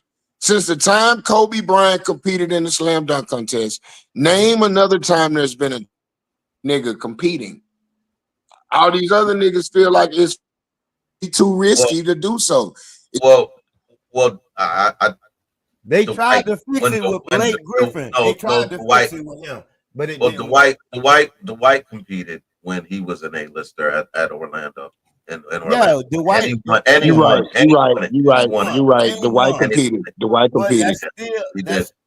that still makes his point because Dwight Howard was a star. He was a star. Well, listen. I think within the realms of this conversation and in the sports that we're talking about, it is not. Again, these players have to be incentivized. There's a thing that we see with a lot of sport, with a lot of players, and when they, in regards to what they decide to do and what they don't decide to do in sports. That a lot of them use whether they talk about how fun it is, how exciting it is, or if it brings some type of recognition to their legacy. So if I go to an all-star game, and I play in an all-star game, as far as legacy is concerned, now I can put that on my resume. 12-time all-star game. You know, he's been to the 22 all-star game. That actually resonates in terms of their resume and how they approach the Hall of Fame. But when it comes to the dunk contest, they don't look at the dunk contest or the 3-point contest with that same reverence. They don't look at it the same way. Right. And so what I'm suggesting in MLB is not only what they're doing as opposed to what they're doing as far as their marketing strategy, which is going after Savannah Banana games because they're entertaining and exciting, despite the fact that the competition is not of MLB level.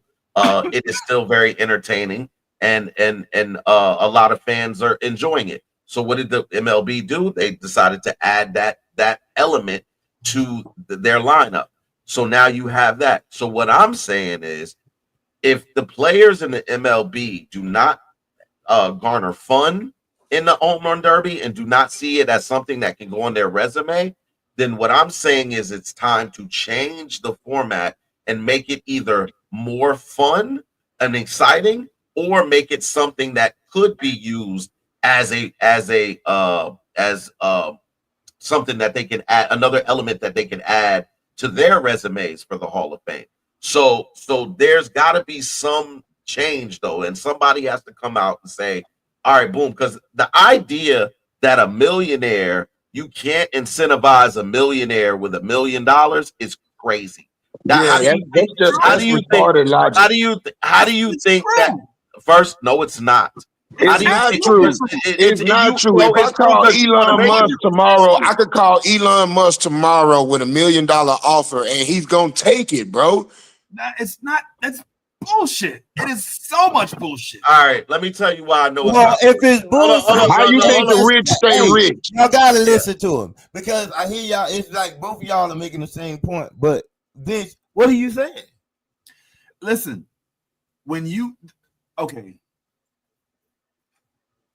it's hard to really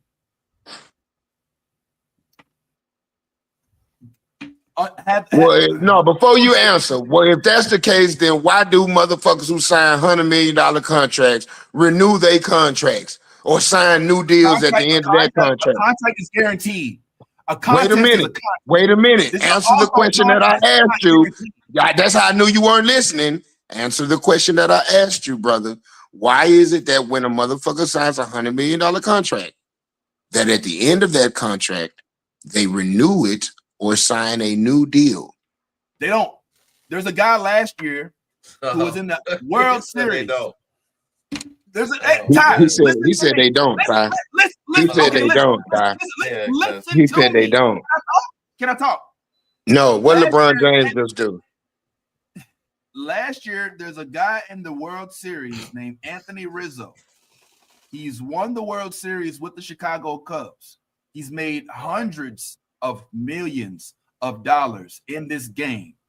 Last year, he had a bad fifth inning. Did not have the best batting average. He's been in the league for a long time. He was up for free agency. The folks that wanted him on his team were offering him millions of dollars to come and basically be a backup first baseman, not even to work that hard. He turned it down.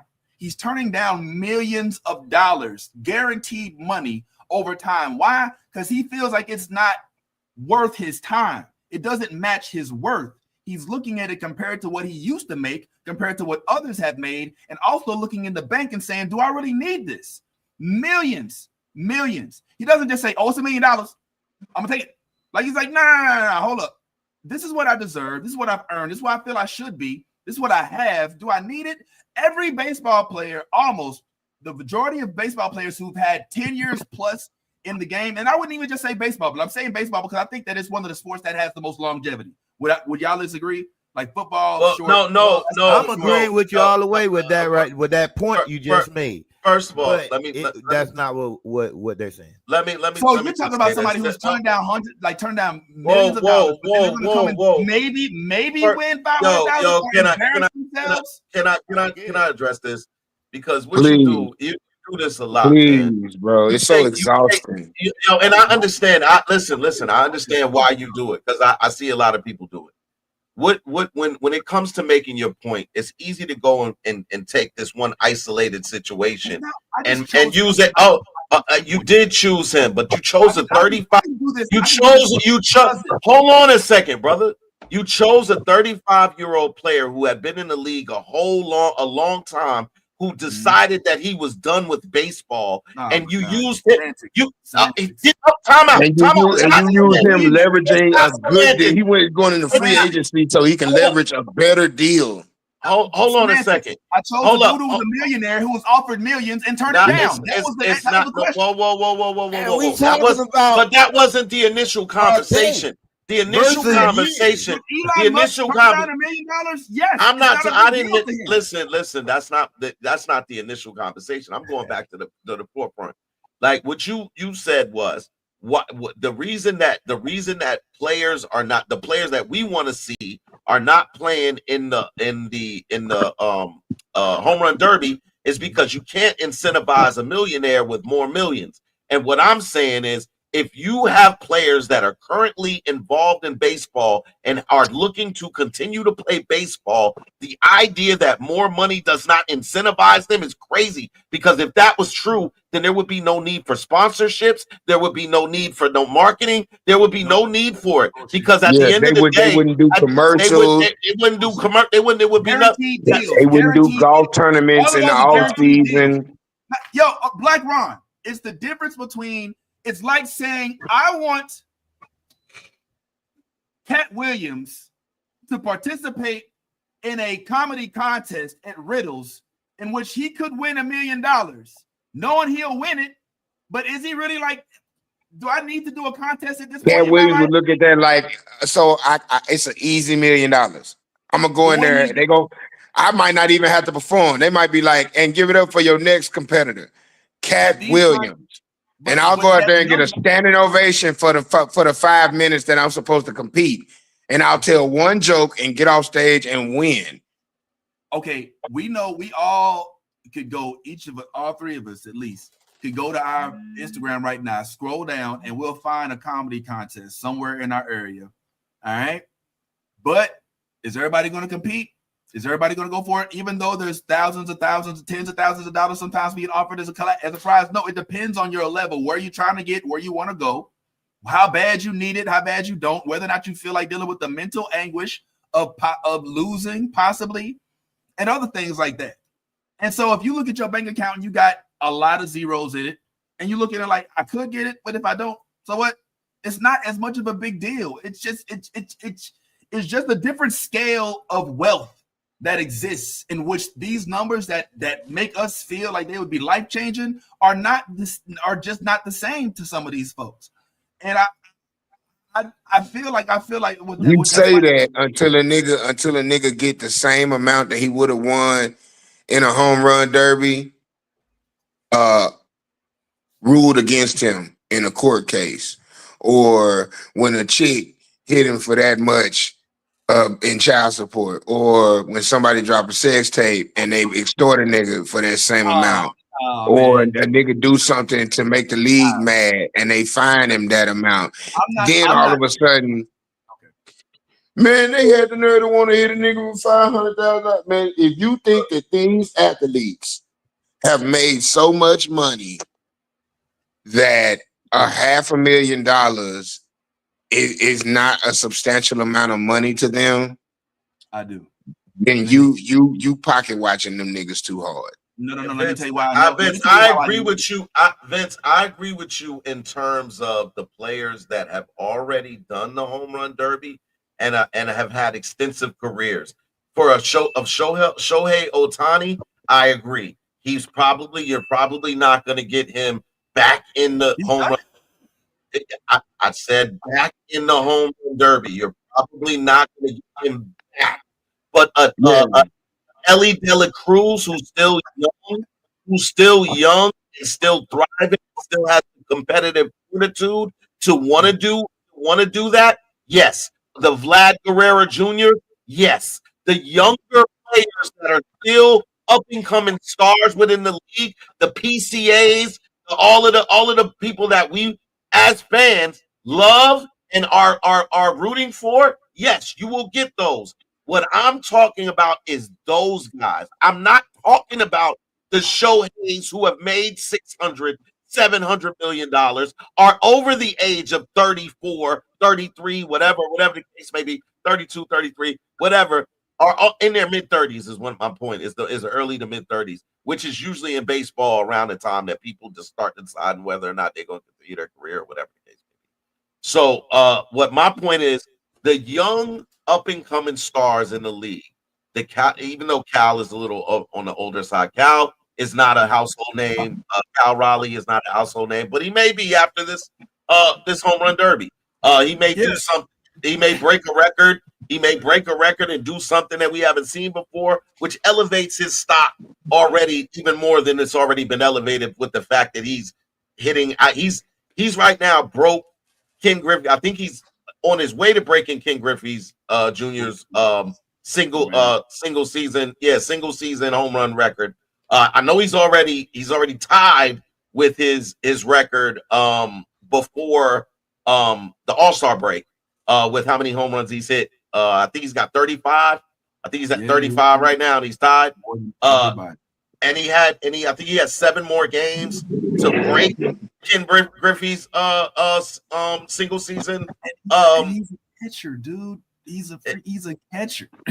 I mean, but you say that like that's crazy. Like that's crazy. It is crazy. It is crazy. Why?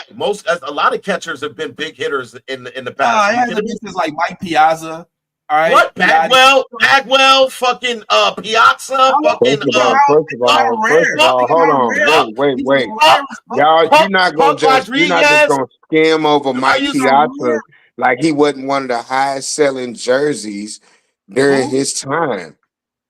Mike Piazza, bro. I'm not gonna let you. So we're talking early 2000s. You know, like that's what I'm saying. Like it's rare. It's not easy. And Mike Piazza was known for hitting like fuck, but not setting home run records. Like the dude is setting home run records. It's crazy. It's just rare. That's all. I know the Johnny Benches exist. Is that enough baseball for you today, Vincent? Is that enough baseball for you today? Yeah, it's enough. All right, fine. Well, moving right along. I did want to show y'all something, but yeah, thank y'all. I appreciate y'all putting up with a little baseball thing. It is why I started doing this. I have some. This is not a safe place no more. It's probably I did want to ask y'all about something though, as comedians, because you did bring up. We did start talking about that a little bit. How comedy, you know, sometimes we might accept certain gigs. Well, what about taking certain shit when you on stage? And how much do you take? And when do you know when to kind of let it go? When you're putting your life in danger, perhaps if you talk too much to certain folks in the crowd. I want to get y'all opinion on something that I saw online. Y'all probably seen it too. I know both of y'all been to this club, but check out how this young man handled this on stage. And y'all probably know it's Ron G.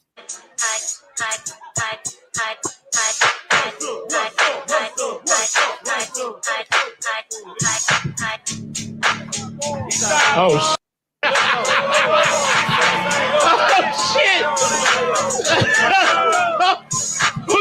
with? Pause it right Who there, you man. with? Who you with, motherfucker? Who you with? That was the zestiest drink stir. It was mad. Oh, come on, man. It was mad.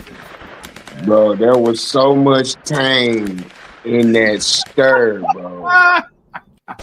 Come on, dog. I believe You know Ron stir. G, man. Let that I man believe live, that man. stir is where it all started. Bro, just start the video over and everybody pay attention to how he was working that glass. That's bad. Come on, man. All right. Let's go.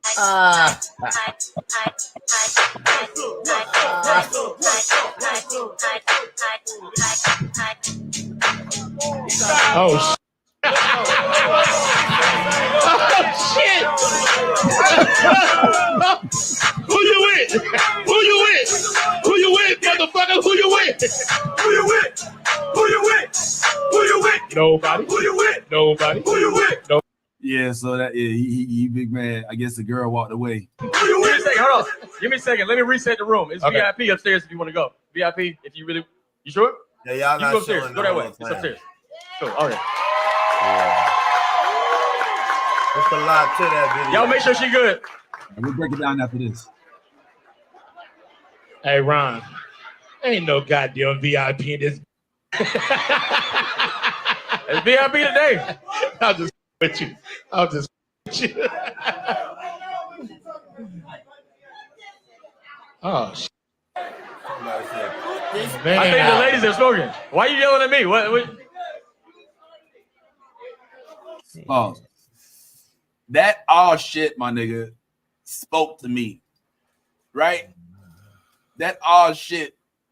We know what that meant. Oh, man. Man, I wish you didn't let me knew you were gonna do I this. gotta deal with this nigga. I'd have called him and told him to be on the show if I'd have knew you were gonna do that. I talked to him about the whole damn thing. That shit's crazy. Well, but that shit don't got like 20 million views. Well, I mean, look, Ron's not a stranger to viral videos, but in this instance, I feel like there's a few different perspectives. Obviously, everything has multiple ways of interpreting them, but there's a few mainstream perspectives I believe that one watches this with. The first is just as your casual doom scroller. That's funny. The other is as an audience member who's watching this as a comedian, as a comedy fan.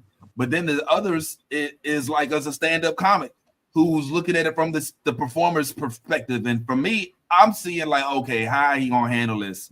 Because the first thing I'm thinking is Ron, and I know you probably like me. Okay, we got to turn the crowd against this nigga because they already hate him. Like it's not easy. He's making himself into a villain. You know what I'm saying? Just by disrupting the show, right, Ron? No, you. First of all, I'm not finna acknowledge the dude that much. I'm just simply finna move right along on his ass. Once the DJ played the music, I would have coming right up, man.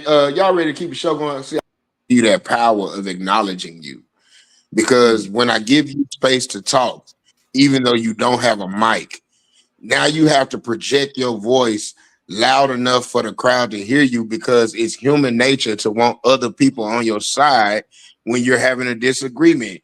Ain't I'm in the right? Ain't I'm in the right, y'all? Didn't he do me wrong? And because you have a microphone and everybody can easily hear you, that means I have to shout to be equally heard, which automatically puts the heckler in the position of the offensive because they on the defensive. When you give them room to respond, now you're allowing the room to get out of control because you giving way to the chaos. But if you a masterful heckler killer, you do this to give a motherfucker enough rope to hang themselves. People like myself, people like Ron G, people like CP, we're going to allow the heckler to say something back. I want you to say something back because I want this to look like a fair fight.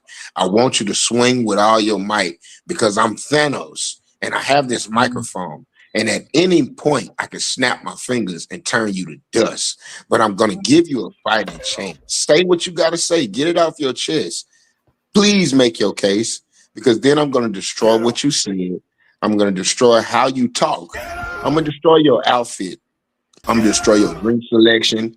I'm going to destroy your girl outfit. I'm going to destroy her hair. I'm going to destroy the fact that y'all came on the front row and tried to make the show about yourself. If you wanted to sign up and be on the show, you should have just signed up to be on the show. You nothing ass individual.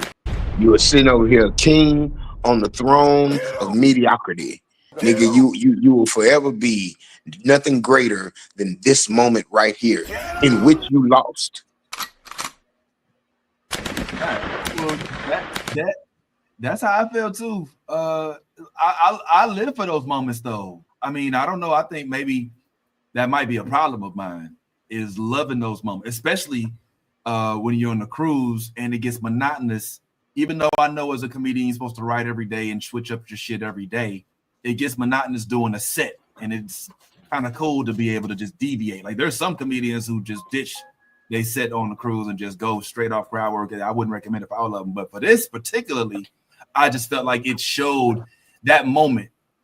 And Solo, you're the same. I feel like you're like more. Because I haven't seen this video before, so is there? Okay, it's it continues on and gets worse. It carries I don't even on know for you. minutes. He actually did. No accountability. That interrupted my show. You started it. Let's do this. It's not even funny at this point. You ran off 2 women. Married? How long? Huh? Oh, she looked at your ass like, how long we been married? 17? That's good. I like marriage. Married? Look at this. Why black people always got to turn around and start talking and what is you talking about?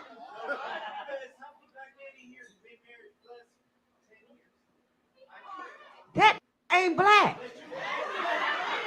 Huh? Okay, calm down, baby. Oh, Lord Jesus Christ. Calm down. It's all comedy, baby. No, I wasn't. I was talking to him. Did you smoke the same weed I smoke? Because you tripping. Did you have some Afghanistan? Because you tripping right now. Okay. Your girlfriend say chill out. Yeah. Oh, okay. I'm getting out of LA. Going to hell. All right. It was fun. I just like having fun with everybody. Yeah. This nigga, shut up. Yeah, we couldn't be because you talk too much. I'd be like, shut the fuck up. It have made my ride all the way up. On the same plug. You can't run off the women, bro. You can't run off the women. Nah. But they trying to kick the nigga out. Get your hand off that white man. You've done enough damage. Trying to go to jail. What's wrong, bro? Oh, I'm not funny. I'm not. Stop being fragile. You mad at me? Why you fragile, bro? Why you mad at me? I don't have a joke. I have nothing. Hey, don't he look like Beetlejuice from the Howard Stern show?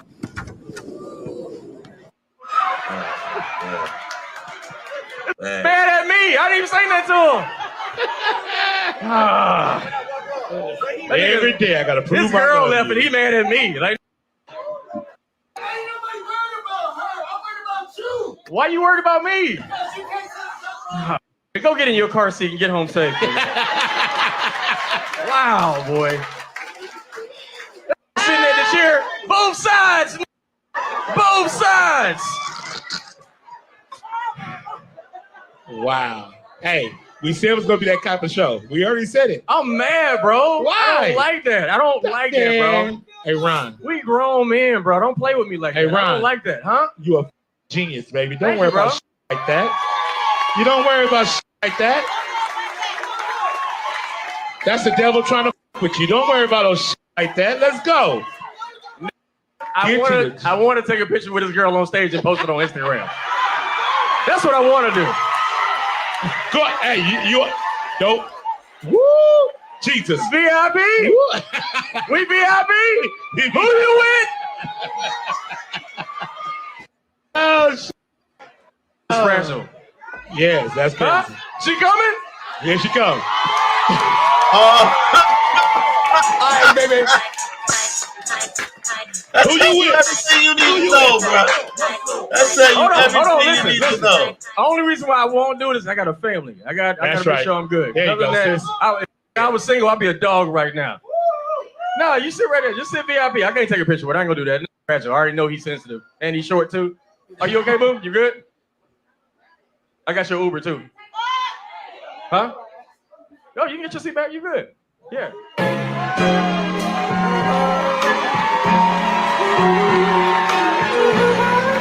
Just muting real quick so they don't cut the videos. It's unlicensed content. But you know what? That tell you everything you need to know about that nigga. If that really is his lady, which she said she wasn't his lady, so I'm kind of confused. They was on a date, which means they was on a date, but they ain't in no relationship. Well, look, that tell you everything you need to know, man. She had no respect for that nigga, none whatsoever. She was ready to come up there to take the picture from himself. Nothing, man, nothing.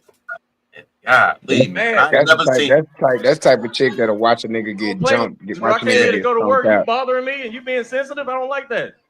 We grown men. No, I know what I'm gonna do. I just need to get it off my chest. If not, I'm gonna take it home. I don't want to take the energy home. Is he always weird like that? Or y'all knew? Weird. You said that nigga weird. She said, I don't even know that bitch. You just met him? Oh, there you go. All right. God damn. Huh? Oh, he got other stuff going on. Okay, all right. Gotcha. He was pointing it toward me, and it wasn't my problem, but he didn't know. So how you just met the nigga? Was like, you I know don't know he my got other stuff going on. My praise is short, and I'm short too. Both sides. I'm not worried about her. I'm worried about you. Hopped off the chair and was the same height. He was like, oh shit. He had big talk, right? That was 6'2" in that chair, bro. I was like, big talk. He was like, I'm sitting here talking. He made him stand up. He was like, I'm not worried about her. I'm worried about you.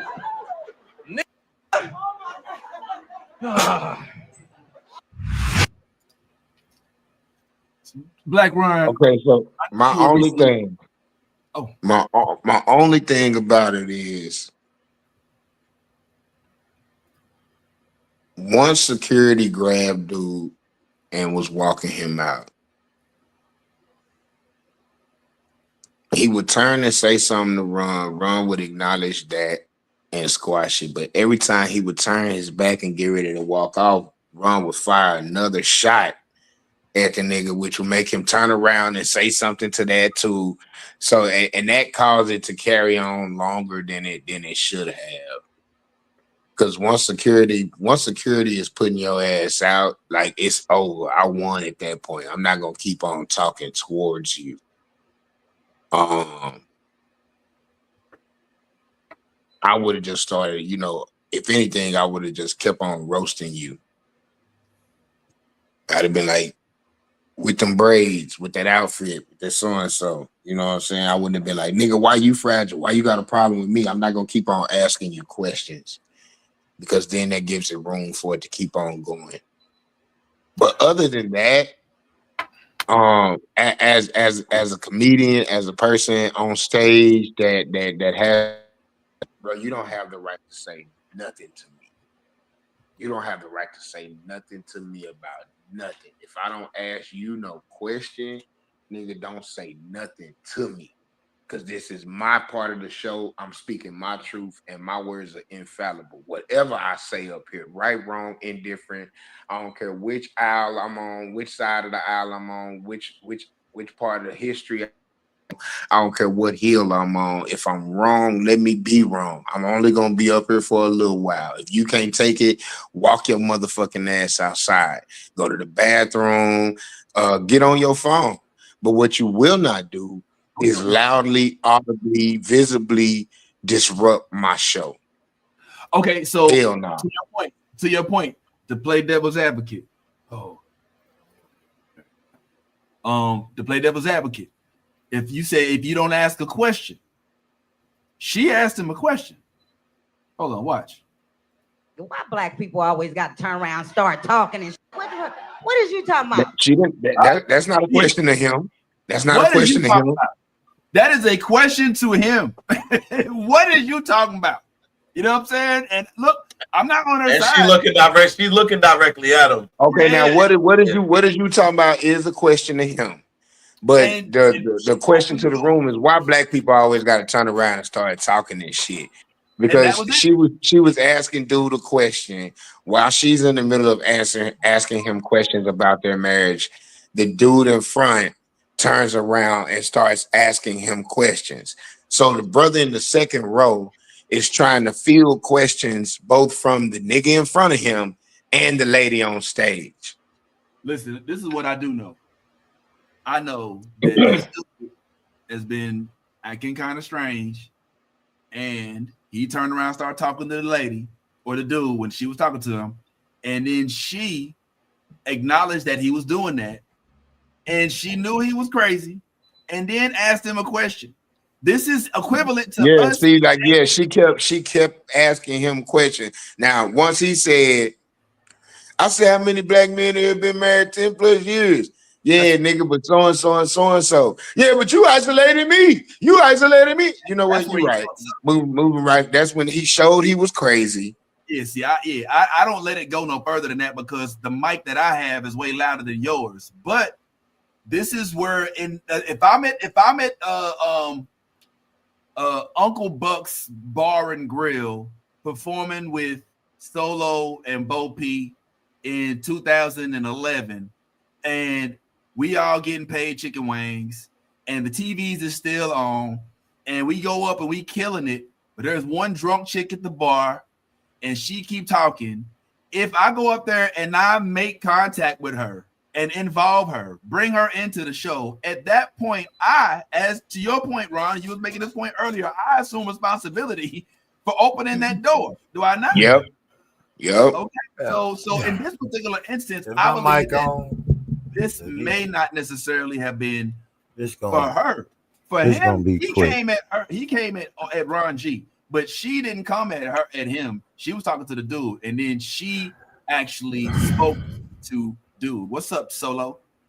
All right, I'm gonna say three things real quick. First, just in that point where y'all was just saying about she getting in, to Ron's point, he was already interjecting already so much that she had to say something to him.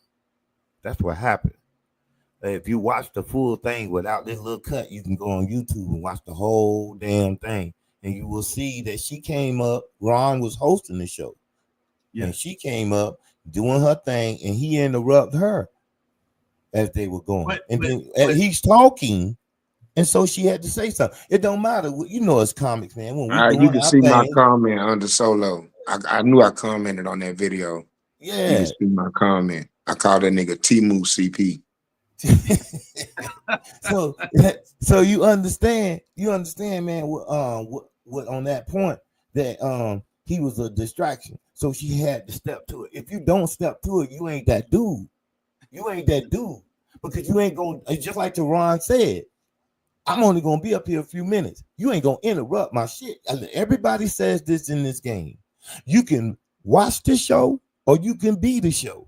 That's your choice. That's all your choice, bro. I'm only going to be up here a few minutes. Just let me do my thing. But if you ain't going to let me do my thing, you will become my thing. Yeah, and I'm going to do this shit. Woman, man, cripple, or tall.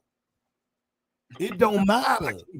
I'm telling you, It don't matter Yeah, no, because but like the old folks say, shit, blind, crippling, crazy. They all they can gonna get it. get, You know they what I gonna mean? get it. They gonna get it. All I right, don't but give a damn. You shouldn't have brung her. I told them just like this. I'm sorry, bro. You shouldn't have brung her. I try to apologize as much as I can for what I did after the show. While I'm up there, nigga, don't come fucking with me because I don't have time for it. In the Ron's defense, not Black Ron, but Ron's defense, I know this nigga. He don't really be doing it that hard. For anybody to say something in his show. Pause. Pause. Pause. Let him say what he said. Shit, he said And the thing about I would wish, because I'm different from Black Ron is, I know what Black Ron. Okay, I am a I am a rattlesnake. I was stinging. I will try to kill you. Black Ron is the Black Mamba. He really looks for the drama. If you bring that shit to him, I tell everybody. I say, and the longest I've seen this brother get on stage, and if they come tell me something sideways and say, "Man, Black Ron got it from a hockey club," I would like to see that on a video, nigga. Please show it to me, because the nigga lives for this shit. He honestly Black Ron lives. I used to live for that shit because, if I'm being quite honest, comedy was the first time where we were given a safe space to have all attention, to have a voice. And if anybody come challenging that, I feel like you trying to silence my voice. You trying to take away the only time where it's been all about me. And in life, you're a people pleaser. We have to bow out of certain confrontations and stuff sometimes to maintain peace and order and decorum in life. But on that stage, bro, I can't abide nobody trying to take nothing from me. It's like being in the penitentiary. You can't forgive nothing. Everything is a microaggression and a nigga trying you. At every little infraction, you have to respond swiftly and severely to the smallest infraction just to maintain you not finna try me in here. So I just adapted that same penitentiary mindset when I'm on stage. For the slightest infraction, I'm gonna bite your whole fucking head off. I'm gonna overkill. You know what I'm saying? I'm gonna cut your head off and then I'm gonna shoot your dead body 2 times because I want everybody else to know I'm not the nigga to fuck with.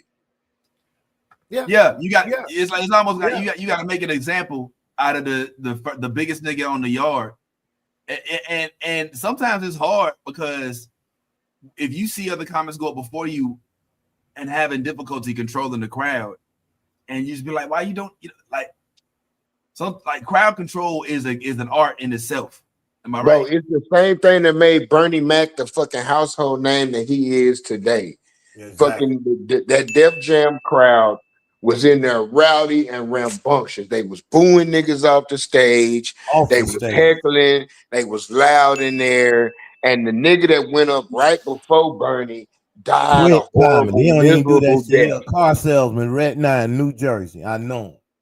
That nigga ate shit on that stage. Ate that mean one. So Bernie go out there like, oh, these niggas is being rambunctious. These niggas is being angry because that comedy stage is tantamount to a gladiator ring. There's people in there and all they came to see was blood and guts and destruction and gore. They want to see somebody impaled on a stick. They want to see a nigga die in there. So you can't go in there timid and scared, my nigga, because they about to open the lion pit up for your ass, and you finna have to get in here and entertain, goddamn me. And when you get through killing all the lions and cutting the heads off the giants and capturing the motherfuckers that's riding the chariots around you, you got to turn to these people and be like, are you not entertained, motherfucker? Since you didn't put no respect on my name by giving me silence and attention, all I asked for you to do is shut your motherfucking mouth and listen to what I had to say. And I was going to make you laugh in return. But because you didn't do that, now I gotta fucking separate your spine from the rest of your fucking body. Is this what y'all came to see? Yeah, man. That I love when he go there. I love when this nigga go there. But I kind of Malcolm X of stand-up comedy. When that nigga get in your paw, he tell your paw. Let me say something to this. Let me say something to this. Listen, man, stand-up comedy is the relief that people have in life. We say the shit that people really want to say. We do it to our families and friends, and we make them feel good about whatever's going on. It could be the most fucked up shit, and we can start talking and laughing. Everybody having a great time, because I believe that my job is the hardest job in the world. I believe that. I think I got the hardest job in the world. I think Vince got the hardest job in the world. I think Ron got the hardest job in the world, because we got to go places where we don't know these niggas. We don't know what they look like. They don't know our hit song. They don't know shit. We got to make them our friend before we leave. I'll be damned if I let a nigga sit out there and try to fuck that up. He gonna get this smoke. that's what happens. And I'm paying my rent. I'm paying my rent by doing this. And if I let you win this moment, somebody's gonna walk away from here saying, "Oh, that nigga Black Run ain't even funny." I remember I seen a show, boy, they was in there booing that nigga and shit. This one nigga, man, had that nigga so frustrated and shit, he couldn't even finish his set. That nigga just walked out the stage. I'd be goddamn if a person can walk away with that bad marketing about me. Because word of mouth travels negatively and positively, and it's the fastest form of advertising still known to man. And because I can't let nobody walk away saying, "Boy, you see how that heckler whoop Black Run ass?" Because I'm supposed to be the professional here. How is it that this amateur nigga who came and watched the show can sit in the audience and take away from what I is supposed to be able to do professionally? Hey, this might. Yo, Solo, I'm gonna throw this, I mean, this is the world of comedy we live in, so I'm gonna throw this up real quick, kind of as an example to what he was talking about, man. But hey, can I say one thing as a non-comic? That just an observation. Because I do see a lot of fragile human beings walking around and lurking out here in these streets. And one of the things that I noticed in that video was that the security is terrible at that club. That's number one. Like, that whoever that security is terrible was, at every comedy club. Every comedy club got that same horrible ass one overweight dude with a black polo shirt on. Okay, well, now that I know that, that actually. If I could just interject, there's not normally even that dude to take him out. So I thought that was actually kind of cool. Well, I just noticed I just noticed that the security guard who you saying took him out went in front of him, which is not really taking anybody out. If you're taking somebody out, you should have been behind him and between him and the comedian. It shouldn't have been a situation where the dude could keep turning around and approaching the comedian, because at that point, he could have easily rushed the stage. There was a lot of things that could have happened in that moment. So that dude was terrible. Number two, when I see these fragile individuals who decide to go and sit in the front row of a comedy show, and then want to talk more than the comedians and all of that kind of stuff. Yeah, I'm with the rest of the crowd. I'm with old girl. Like, you talking too much, dude. Like, but with all of that being said, this thing could have went so far left so easily. Like, when I look at comedy shows and when I look at the things that comedians say to a lot of the audience from time to time, in jest, there are a lot of people that are so fragile that they can't take the jokes that a Bernie Mac used to give to the crowds that he would give them to and work the individuals that those jokes now that Bernie Mac would throw at those individuals would have had somebody rushing the stage on Bernie, trying to fight him, shoot him, stab him, whatever the case may be. And I want to just say that I respect what y'all do, and I have more of a respect for what y'all do after watching a video like this, because I realize that y'all do put yourselves in harm's way. Like y'all do. Like being a comedian and telling jokes, it's all funny till the joke is on you. It's always like that. It's been that way. It's been that way since I was a kid. Like my mother used to tell me, yo, if they're not laughing with you, they laughing at you. And so a lot of people now can't take that. Soon as the joke is directed at them and everybody's laughing at them, they jump in their feelings and immediately want to defend themselves. And in whatever way they feel, this dude felt like, I'm gonna go with the tongue. You know, we gonna tongue wrestle. We gonna go back and forth, and then until he realized that, hey, I'm down here and you're up there, and maybe you know what I'm saying, maybe everybody didn't come to see me. Maybe they paid their money to come see the comedian and not me, and then they kicked your ass out of there, and you got the rude awakening. But that whole situation, just watching it, could have went left so fast. Like I done seen niggas get mad at a comedian and then want to rush the stage and all of that kind of shit. And this lackluster security does not like I just know after seeing this, bro, I got more of a respect for what y'all do, man. But let me say this real quick. This is recently, right? Mm-hmm. So being that this is recently happened and this young man has went viral, we always have a chance of coming to a show and the nigga want to meet me outside because he saw my flyer on a flyer and said, well, that nigga gonna be up the street. Yeah, that's the one. So we do risk a lot. We are correct. We risk a lot, but we willing to do it because that you're gonna take my 20 minutes from me, dog. I'm only gonna be up here 20, 30 minutes, man. They paid to see me, so. It's the same thing. Look, listen. Hey, listen. I have been threatened. I have never been swung on ever at a comedy show. Never been swung on, but I've been threatened. I've been told, hey nigga, I'll be waiting on y'all in the parking lot. And all type, but I strive not to, and like all comics, not to have that situation happen. But every so now and then, the devil will be sitting out there pushing at me. He don't want to see me succeed, so he send one of his demonists in there, and I try to work with it.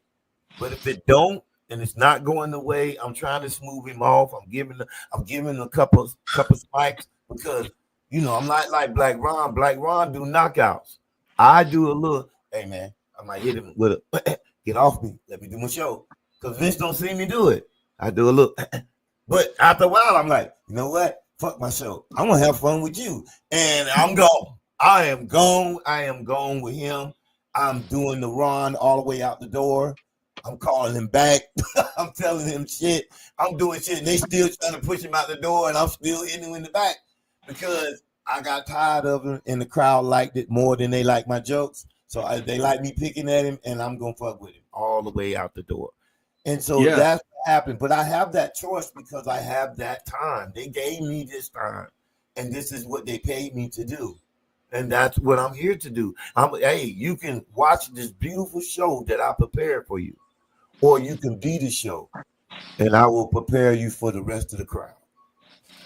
Well, I mean, there's a whole lot that goes into all of this because, I mean, there's two perspectives. From the host perspective, I feel like it's different because as a host, you're just supposed to keep the show going. It ain't really about you. You just kind of just making sure the energy stay a certain level and that the crowd stay entertained. So cutting into the hostess portion ain't that big of a deal. But cutting into old girl's portion, she got a set amount of time. She gone for the rest of the night. That's it. She don't get a chance to recover. So that's but she also was engaging the crowd. You know what I mean? So when you open up that door, you got to be careful.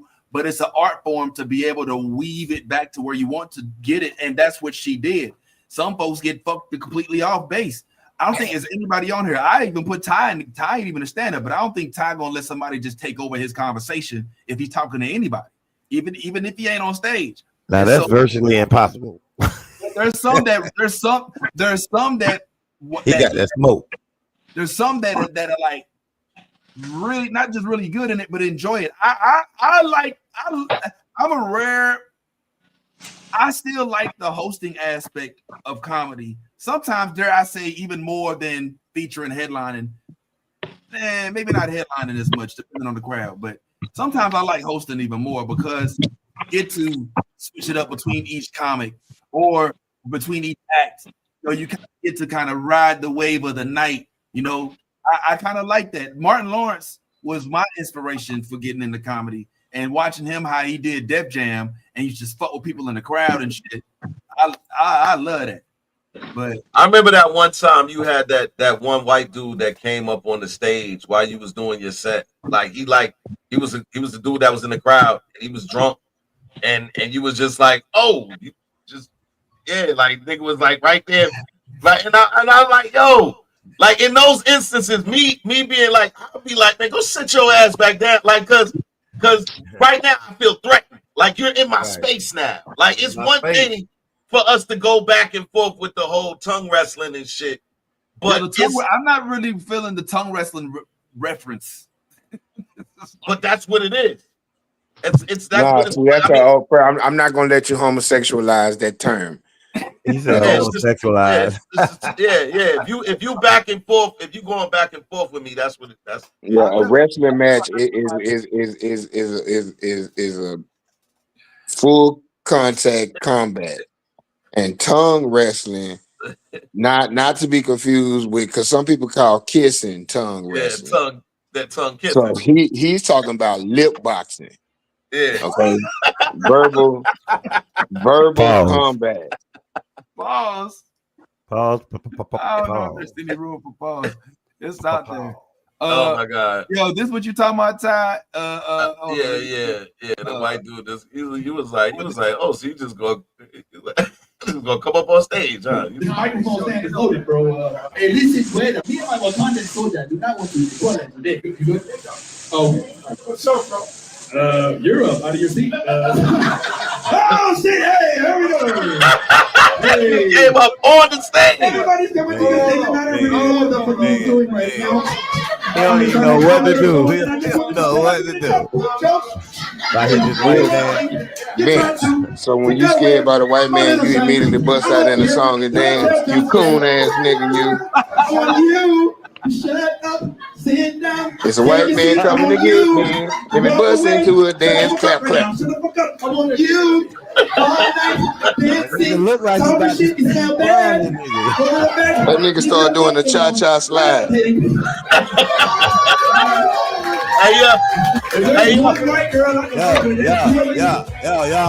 Yo, man, where you get the pants, man? Where you get those pants? Cause see, at first, the way you was holding that mic stand at first, see, that's how I would have danced. See, like that, wow, that's how I would have addressed the situation. Off rip. What you walking up here for? You must want to try this mic stand on. You must want to try this mic stand on, and it look just your size. You can wear it if you want to. You can wear it if you want to. It's a mic stand, but it's also a hat. You can wear it if you want to. I'll put it right on top of your head. Where you get those pants, man? Where you get those pants? Yeah, man. But yeah, that's how I address shit. That's making it real silly. But everybody, you did a good job of that, man. And I don't know how long after the pandemic that was, but I can tell it wasn't that long. Nah. It wasn't that long because the way that nigga, you was like, just getting you a fresh set of COVID. You was like, whoa. Like the way that nigga turned that whole thing into a dancer. Then you started doing that. Everybody do the safe distance. Everybody do the safe distance. And even he can't figure out why he broke out in a rumba. I don't know what he did. Man, that nigga was doing whatever he could. Don't touch me, don't touch me. But you definitely kept your composure because again, you don't know what these individuals are coming up with the intent to do. Yeah, he's drunk, but you don't know what the fuck. Like nowadays, like we live in a climate right now that you can't trust a motherfucker just running up on you. And me, I'm very conscious of my surroundings, bro. So like when you get too close to me in a line, I'm asking you to back up a little bit, please. Like I give the please. I don't just be like, man, move the fuck. I'll be like, yo, can you please back up just a little bit? Just give me a little bit of space. You know what I mean? Like you know what I mean? Like most people don't seem to have a problem with it. You gotta cut That's your great. side thing loose. Man, I'm 6'2", 200 Donald plus Trump pounds, still and on I'm the phone at dark the White skinned. House I talking give to people the Russia. whole grace. Hello? Because I know if I turn around and I Hey, see a yo, nigga my so size, I want to I'm talk going to be to a like, man right boy, now. why y'all up on You me, go boy? get my So Please, bro. I don't Is be that all you, up my on beauty? folks because most people I are love you so smaller much. and shorter than me. I love the So, way you smile. man, nothing makes you feel like a big old nigga, like being in the TSA first thing in the morning, and it's a little bitty 5'1" ass white lady in front of you, rummaging through her fucking purse looking for some documents, and she look over your shoulder and she noticed this black ass man like me lumbering over her, and she get this mortified look on her face, like A, like you gonna do something to her, or B, like she can't get away if you want to.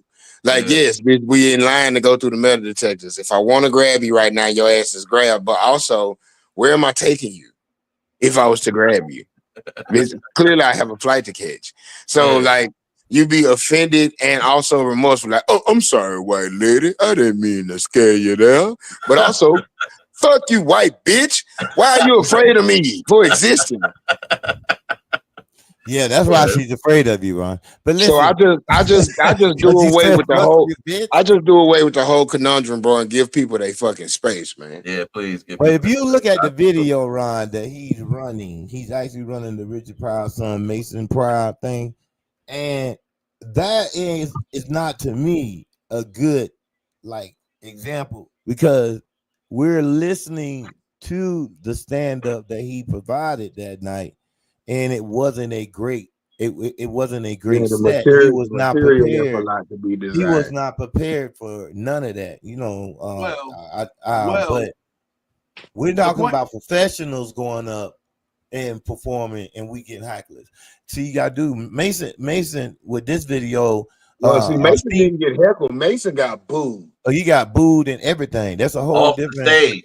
They brought the Sandman. They brought the Sandman out on his ass. That's a different thing. See, heckling is when one or two motherfuckers take it upon themselves to disrupt your show. Nothing is more disrespectful than one person booing you. That shit make me want to fight. There's 300 people in this room and one nigga want to boo me. Like, bruh, fuck you. You know what I think is more disrespectful than being booed? Being ignored. Like this like for the part, then to be like, you know what? We just gonna go ahead and just he's up there doing that's not more disrespectful. That's more hurtful. That's what hurts as a comic. It's to perform and you get nothing. Put the light music back on, the light come back on, the show just kind of stops, but you don't know it. You still on stage. That is more disrespectful than being you die on the inside when you doing your jokes and motherfuckers in there quiet on you. That shit hurt. But I wanted to put this up not because it's similar to the other one, because it's completely different. This is a different situation. This isn't somebody disrupting the show and him having to be on his feet and figure out how to get the show back. This is him having full control of the show, but the audience not like okay. Let me set this up for you because let me set this up for you too. Solo knows Mason. Yeah, because he was at my house. He stayed with me. He was living with me. And the day he was doing this show, I tried to convince him. I said, let me go. He took another comic. I said, let me go with you because I'm going to have you. I had 3 or 4 jokes between me and Martina Harris. We gave him 3 jokes. He did none of them. He did not one of the jokes we gave. And we told him, we like, hey, man, have Steve saw what you gonna do. They sent a little small clip of him of some LA thing, and that was it. That's all Steve needed. And he said, yeah, let's put him on the show. And I was like, don't. And he left my house that night to go do the show. When he came back, this is what he told me. I hadn't even seen it yet. And he said they booed me. His girl said they booed me. And I said, well, did you do the jokes that we gave? And he said I couldn't get to him and I messed him up. And I was like, that's what happens when you're not prepared for something like this. Yes, Mason looks identical to his father. He even sounds like him. It's scary. But and he's naturally funny. But when it comes to preparing himself and all that other stuff, he's just not that type of a comic and was not ready for what Steve then was gonna put in. Me, you, He didn't bounce back from that moment good at all either. I was like, Well, because can I play the clip? Can I Yeah. play the clip real quick? And I wanted to just say it in Mason be fair. works for Amazon right now.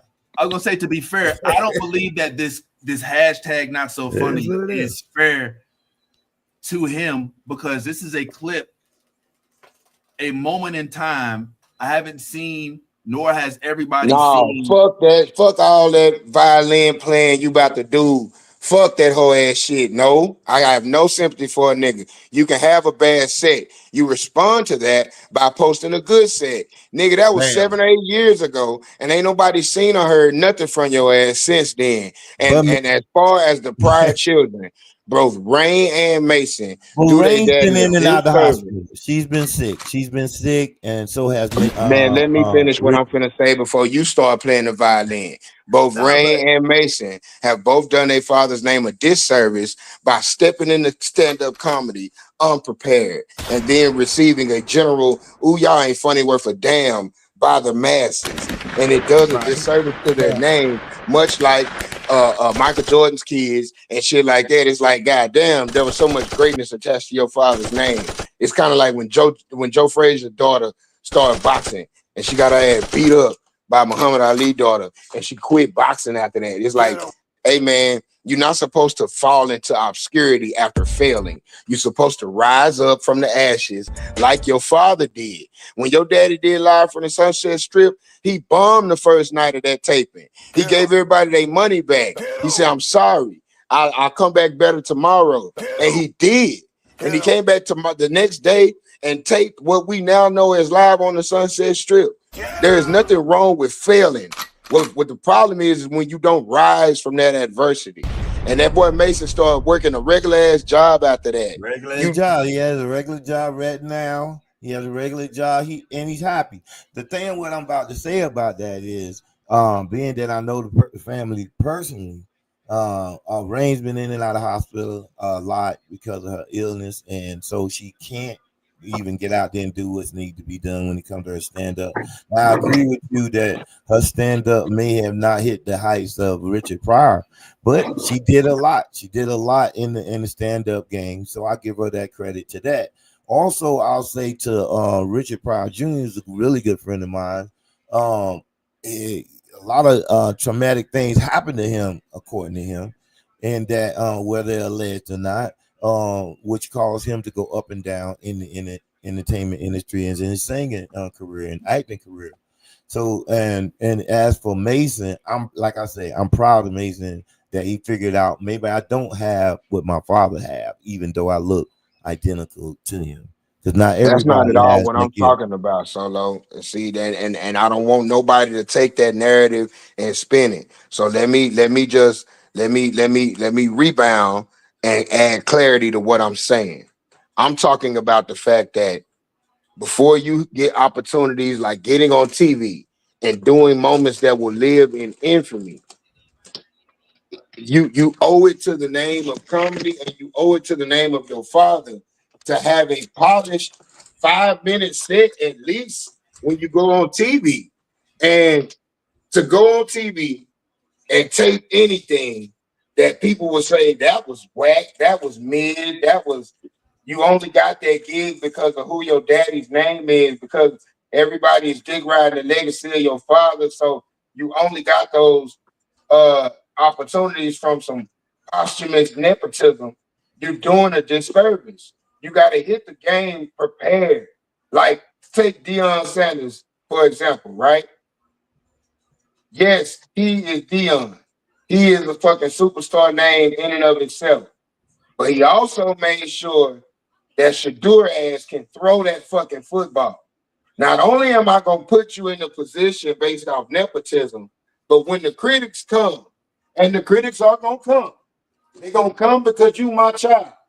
When the critics come You need to have a body of work that can supersede all criticism. Like it or love it, no matter what you feel about Shedeur Sanders, the boy threw for 400 yards in his opening game in Colorado.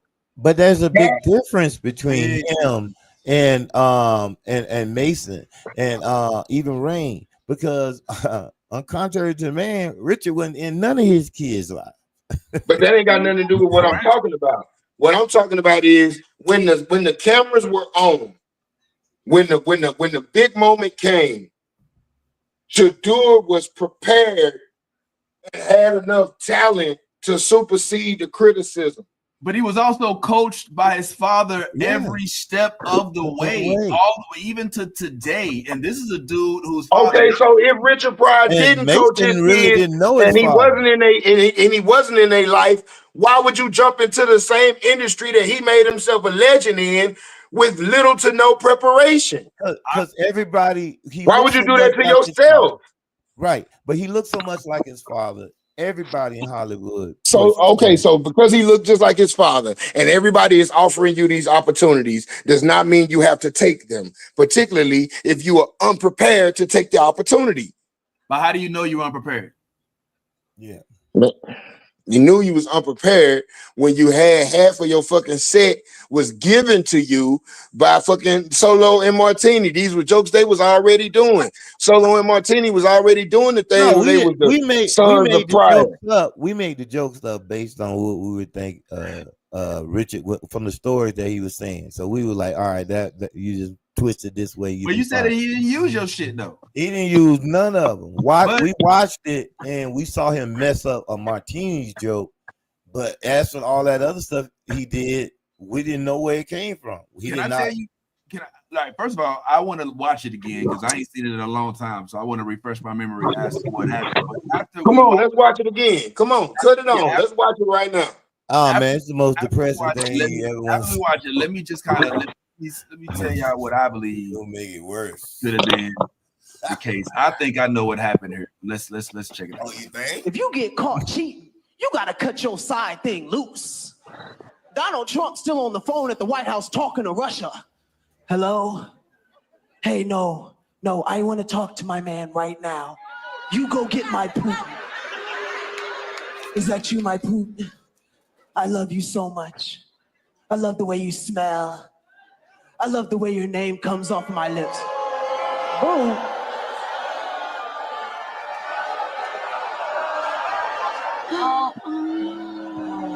Have some respect. Have some respect.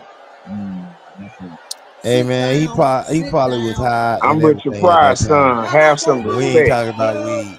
But all I'm saying to you is, this is a prime example. You gotta cut your side thing loose. That wasn't the only joke he told. Nah, I don't like that narrative. I don't like the fact that they make it seem like he got halfway through one joke and the crowd started booing him to death. Yeah. No, he did three. They gave him so much love at first because of the way Steve Harvey brought him up. This is the son of a legend. This is the son of the greatest man to ever do stand-up. Richard Pryor, y'all make some noise for Mason Pryor. He went out there to a standing fucking ovation. They chuckled a little bit and gave him the little grace pity laugh on his first joke that floundered. And then the second joke floundered. And that's the middle of the third joke when they start booing his ass. Yeah, and the thing about it is, and this is something dear to my heart. My whole life, I've always seen myself as a candidate for the Apollo. And I'm pretty sure Black Ron feels the same way and Vince feels the same way. That crowd, I would love to have. Shit, you could have brought me up right after him. I performed at the Apollo. My name was on the marquee, but keep going. No, I'm talking about I did the Apollo, this little small stage. Yeah, but I never did the show. Yeah, TV show. The actual TV show is what I'm talking about. I would. That's something that it's certain stuff that I just got on my bucket list that I wish I could have. Now, this is when he was staying with me. This is how he looked when he was living with me. And I love Mason. Everybody tell you that. He called me today, you know what I'm saying? He need a cell phone or something. I buy it. I don't care. Because that, I know him like anybody who know, I'm not never gonna mess with him because I know he took a lot of stuff from his father that he should never have taken up in his life. You know what I'm saying? And unfortunately, Mason does a lot of drugs and stuff. So which keeps him from doing what he could do. As for acting, he could have like Ron said, he had privileges. Them people would say just because of his name, he could be on this. Now just twist it for a second. Say he went out there and did a full set and it worked. Then he would have gotten all of the accolades and things that come. He'd have got ushered right into success. He'd have got walked right into the front door. He'd have had 4 or 5 movie deals. All he had to do was do a good set right there. He would have been in 3 or 4 movies. He'd have had 2 or 3 commercials and a TV show just off of doing that set right there because of who he is.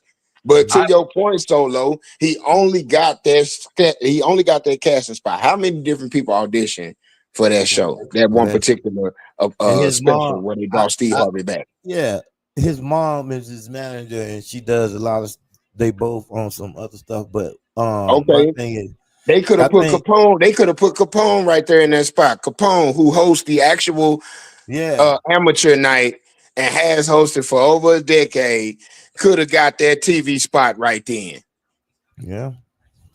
I was much more deserving. There were much more deserving comedians, much more talented, much more polished, much more seasoned, much more capable of performing and showing up in the moment comedians that got overlooked because they was trying to do a favor for the son of a legend, just for him to get on TV and shit the bed. And then we supposed to be sympathetic to that? No, you're supposed to get on your grindstone, get on your horse, and go to your fucking setup and start dropping clips being funnier than what last time we saw you, so people can see you rise. Yeah, you fell from grace. Yeah, we all fuck up. We human. But I have the ability to bounce back. And I'll bounce back so fucking hard. I came back with this right here. Tell me how you love this new recipe. I have a different take. I'm not. Radio is on. I hear something. What you heard? I hear something. I don't know. Is it me, y'all? I think it's you. I think that there may be some appropriation of anger when it comes to nepotism, so to speak, right? And I think that it's kind of a flex for your kid to be able to do something that you did your whole life so well to the point where it extends through generations. And yeah, they're gonna get some heat for it, but they're not gonna necessarily lose in life if they don't fuck it all up. I feel like for this dude, I'm not trying to justify his poor performance. I'm trying to explain it. And what I saw on the stage was a dude who's accustomed to getting away with just being Richard Pryor's son. A dude who normally would go to maybe an open mic, maybe not necessarily open mic, but to a showcase somewhere where he's listed as one of the people who's on the flyer, does 10 minutes in front of a mixed crowd. And let's not act like Apollo is a mixed crowd. It's a very homogenized crowd. And he typically would get a fairly decent response on mediocre material. And now, because of his name, yes, he does get an opportunity to go in front of more folks. But this is a completely different type of crowd. And we ain't going to sit there and act like we don't know the difference between a crowd that's no, quit trying to say it politely. He normally perform in front of the white folks where that mid-ass shit works, or at the least does medium well. Yes. And then he got up in front of black folks doing that half-baked ass shit, and it don't go. But you got in front of black folks and you start code switching. You start setting your jokes up like you your father. But here's the thing about human nature. Human beings are creatures of habit. And when he really sunk into the main part, the meat of that joke, he returned to his normal speaking voice, which was a half-done impression of Donald Trump's voice. Listen to how he comes after that, how he comes out of that accent. And when he comes out of that impression, listen to his speaking voice when he says, have some respect and stuff like that. He's no longer sounding like his father. He talks like Mason at that point. But when he first went in, well, you got a side thing, you got to cut your side thing loose. He trying to sound like his daddy. True. Well, I mean, And- it's an experience. Yeah, and also, we can critique it to the 18 I have. But as you notice that if you, like Ron said, if you watch the whole thing from beginning to end, when we saw the downfall coming, he couldn't catch it. He didn't catch it, and then he went into I don't know what the joke was that he had went into before that. They was ready to boo him a long time ago. Now, let's not pretend like Mason Pryor's the only person to have ever been booed. You know, no, he's been booed before. He was booed before, but not at that magnitude. No, I mean, he's not the only person to have ever been booed before as well. Like man, I've been booed. Yeah, thank you. No, but the rumor around the industry was he wasn't funny before he got on that show. And I couldn't believe it. The rumor around the industry, anybody was like, man, y'all know Richard Pryor's son doing comedy? He is? Yeah, but he sucked. He sucked. That's what I heard too. But I just couldn't believe it because hanging out with the dude, I was like, oh, this dude's kind of funny. I said, man, why don't you, take some of that you're talking about and make it into a joke? Because he would tell us about when he said, man, I ain't really know my dad. Because when I met him, he was a few years before he died. I said, "Oh, that's bad." He said, "Yeah, but my mom used to tell us stuff about one day we was in the kitchen getting some cereal, and I wanted to put some sugar on my cereal, so I reached over and grabbed the sugar, and my daddy said, "Oh, nigga, that ain't sugar. That ain't sugar." And I said, well, and then we were like, "Okay, let's turn it into a joke. That's funny." You know what I mean? And so he started doing it. And that one clip made everybody like, yeah. So Martini was just writing jokes for him. I just wrote some shit because I knew he was gonna be on Apollo. He was coming to my house every day, like 3 or 4 days before the actual shoot. And I'm telling him, I say, man, and Martini called me. He said, how you sound? I say, man, he ain't running through the jokes like he, like he should. Cause he really, like Ron said, he really sounds like his father when he's not trying to impersonate his father. Yeah. I mean, but like I said, he's not the only person to ever do comedy and to not necessarily have the best time on stage. I mean, you could argue that this also is somebody who has success based on proximity. All right, this is you guys' money, right? That y'all paid for Charlie Murphy to come see y'all, right? Y'all can have it back. Good night. Fuck you.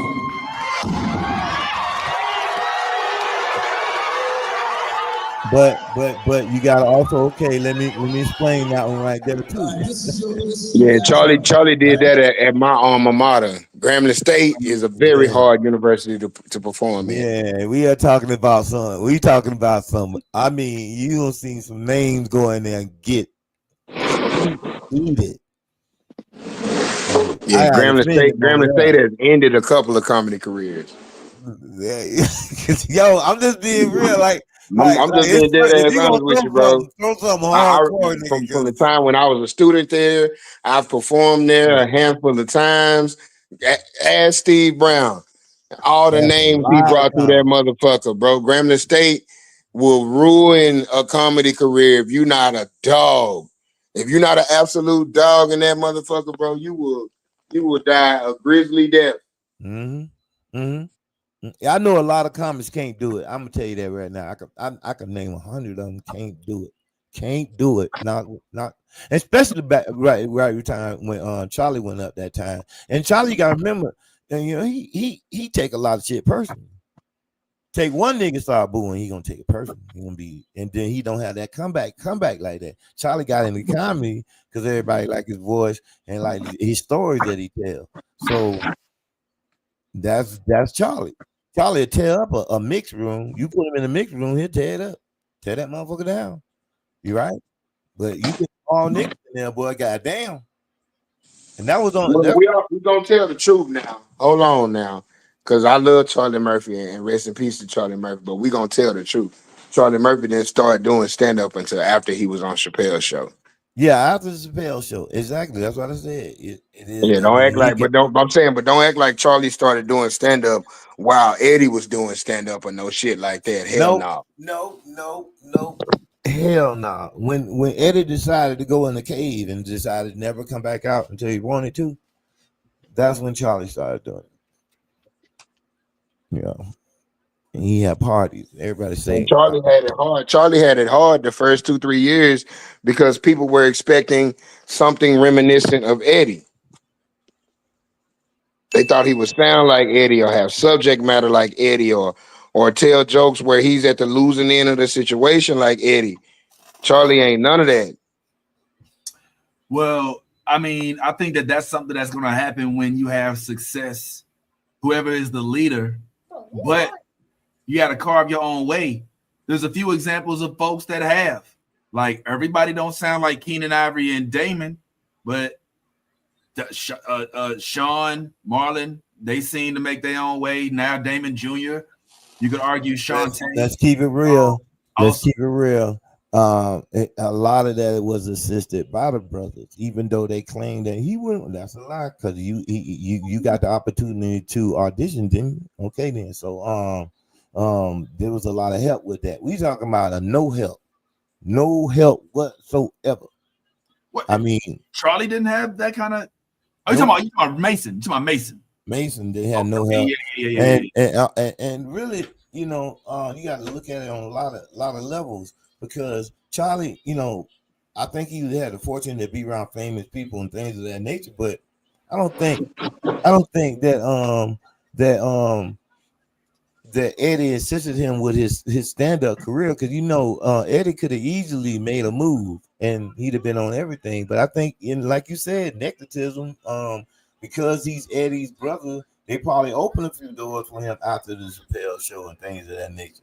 But as for his stand-up at that particular night, I wish they showed the whole damn thing, bro. Because there's a lot of comics went up that night that didn't get good. And then when Charlie came up, they gave him love too. That was like right at the shit, nigga. I couldn't do that room. And even today, right now, I would want to do it, but kind of would like to get paid to do it. That'd be If I'm all 10,000. night. There's 10,000 people up inside Grambling State stadium, bro. And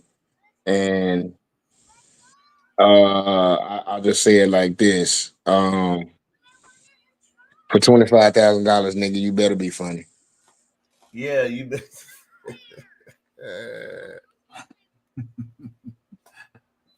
Well, shoot. I'm just saying, like, when you talk about hacklers, like when you get really booed, let's just go back to the Dave Chappelle when he got booed in Miami, and you watch that full thing. That was Dave Chappelle's fault. That wasn't the people's fault, because there was how many people in there? It was like 10,000, 15,000, and you got booed. This was years ago. You got booed, and if you watch it, you can tell that when you lose the crowd, it's like Ron said earlier. He said that if you think you lose the crowd, you gotta know when to catch them again and bring them back up or whatever. That's what I'm saying. Like, we comics, but we have to know when the room is switching, when it went left, and know how to get it back. Like that's what and then when you get it back, no matter what, all the comics say after the show, man, you great, man. All that at the end, when you driving home, you know where you hit hard, your strong points was, and you knew you like, damn, I really am good, because I was able to catch them niggas and get them back. Because when you lost them, and when you got them back. You know what I'm saying? Yeah, that is an art. That's not easy. I mean, damn near impossible if you lose them completely. But then if you get them all the way back, which can be done. I know there's a couple incidents, I think. Like, Marvin Dick. Well, I don't know if you mess with Marvin Dixon. But Marvin Dixon was telling me about that's an old long story, man. So I ain't gonna get into all that. he went to FBI and yeah, but that's another story. What's up, Bo? What it do, little Bo? Bo, what it do? Carter. Say hey to Vince. He's gonna be here next week. Hi, Vince. What's going on, Bakari? You all right, man? Yeah. You done got big. Your voice got deep. God dang, what? Oh yeah, he off the hook. You know what I'm saying? I just ate a lot of cake. Yeah, he eat a lot of cake. Oh, okay. Hold the cake down now. Don't eat it all up now. I gotta get out there too now. I need some cake. You know what? I was playing basketball. We were just playing basketball. And I just play a pop-up basketball. Mm-hmm. Oh, that sounds like fun. Okay. Pop-up. Yeah. Oh, if you heard that. If you heard that. I think I did. Oh man, never. Yeah, he gonna talk the whole time now. So anyway, nah, that's cool. I was gonna show you one more thing real quick before we got on up out of here. But I'm being honest. It's only 1 o'clock. I can't even find it. I've been trying to stall this whole time trying to find I said to myself, if you bring your laptop when you come, because you'll be here on the Tuesday, and this is set up. Well, my screen is so long and far away that you could actually do yours right here next to me, and I have the whole setup for it to go into your phone. I mean, to your laptop. I have a whole nother mic and all that. A mount thing, and just mount it right there, and you literally can look like you still back home. Yeah. You literally can look like you still back home, and I'm on the other side of you. Other side. Yeah. I say, yo, if he comes, well, I don't know. You say Tuesday, all right? I can't. I think I leave Tuesday, but I'm not sure. But Monday. I think he said Monday. He said Monday on the thing, the 24th. I think 21st. I'm not sure. We'll see. Last thing I'm gonna show you real quick, and I just want to get y'all opinion. You can tell me what you think too, Bakari. Sorry.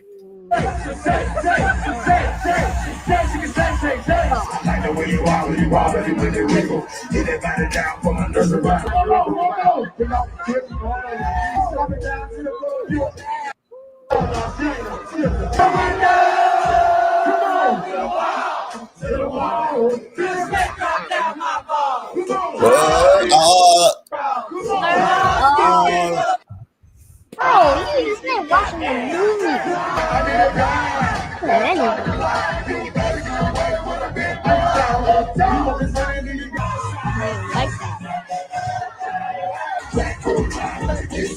I just realized who that was. Hey. Who say the handicap can't make no money? Who say the handicap can't be famous?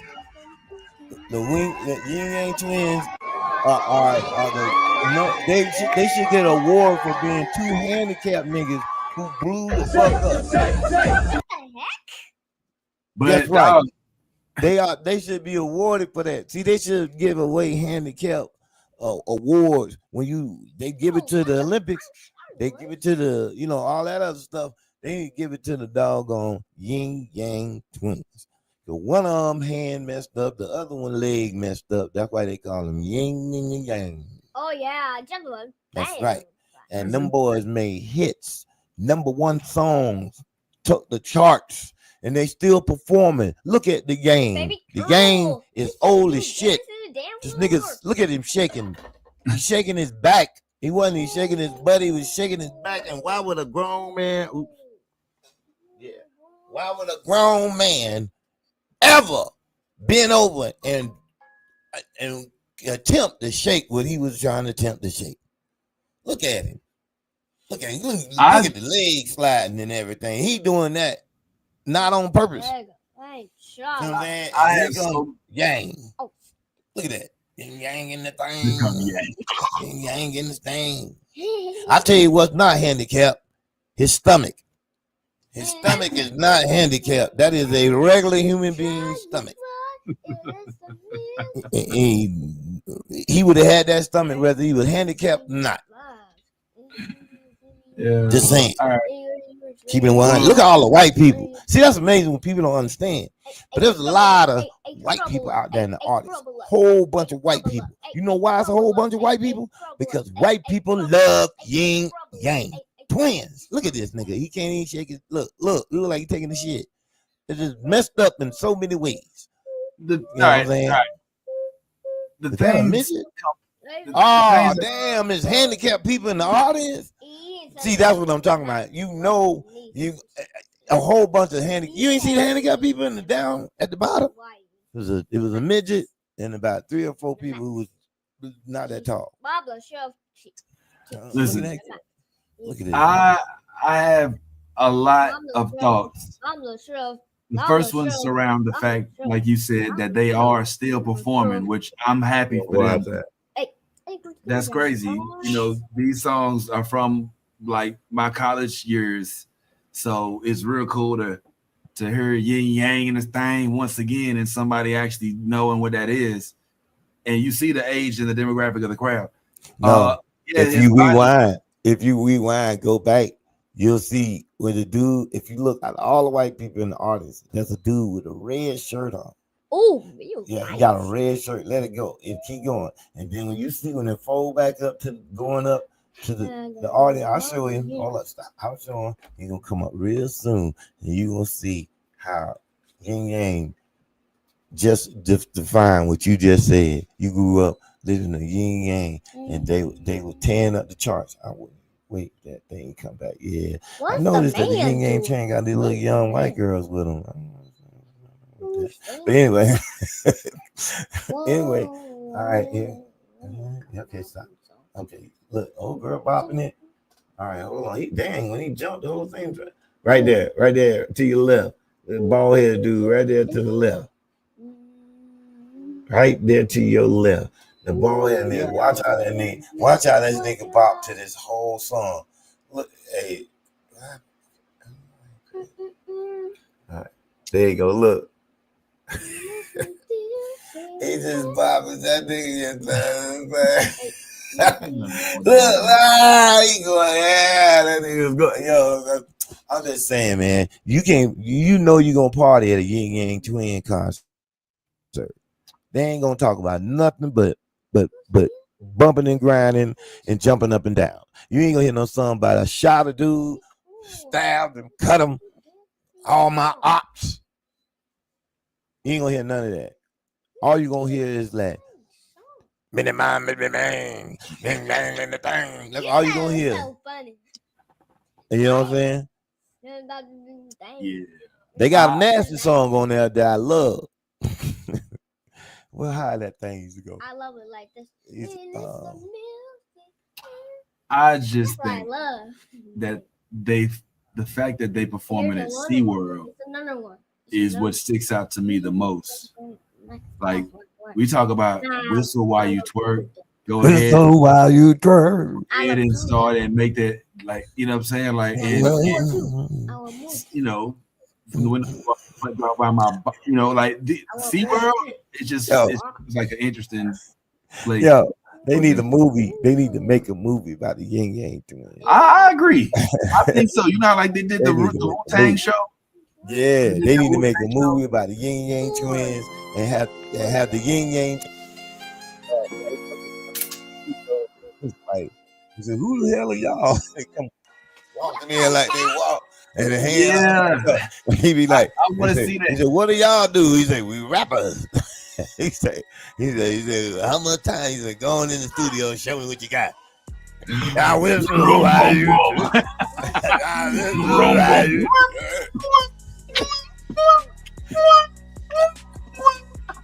369. And you feel like, oh, got something. And then you have some regular females walking behind them and shaking. They be like, I think we got a hit. We gonna sign on the dotted line. What we gonna call them?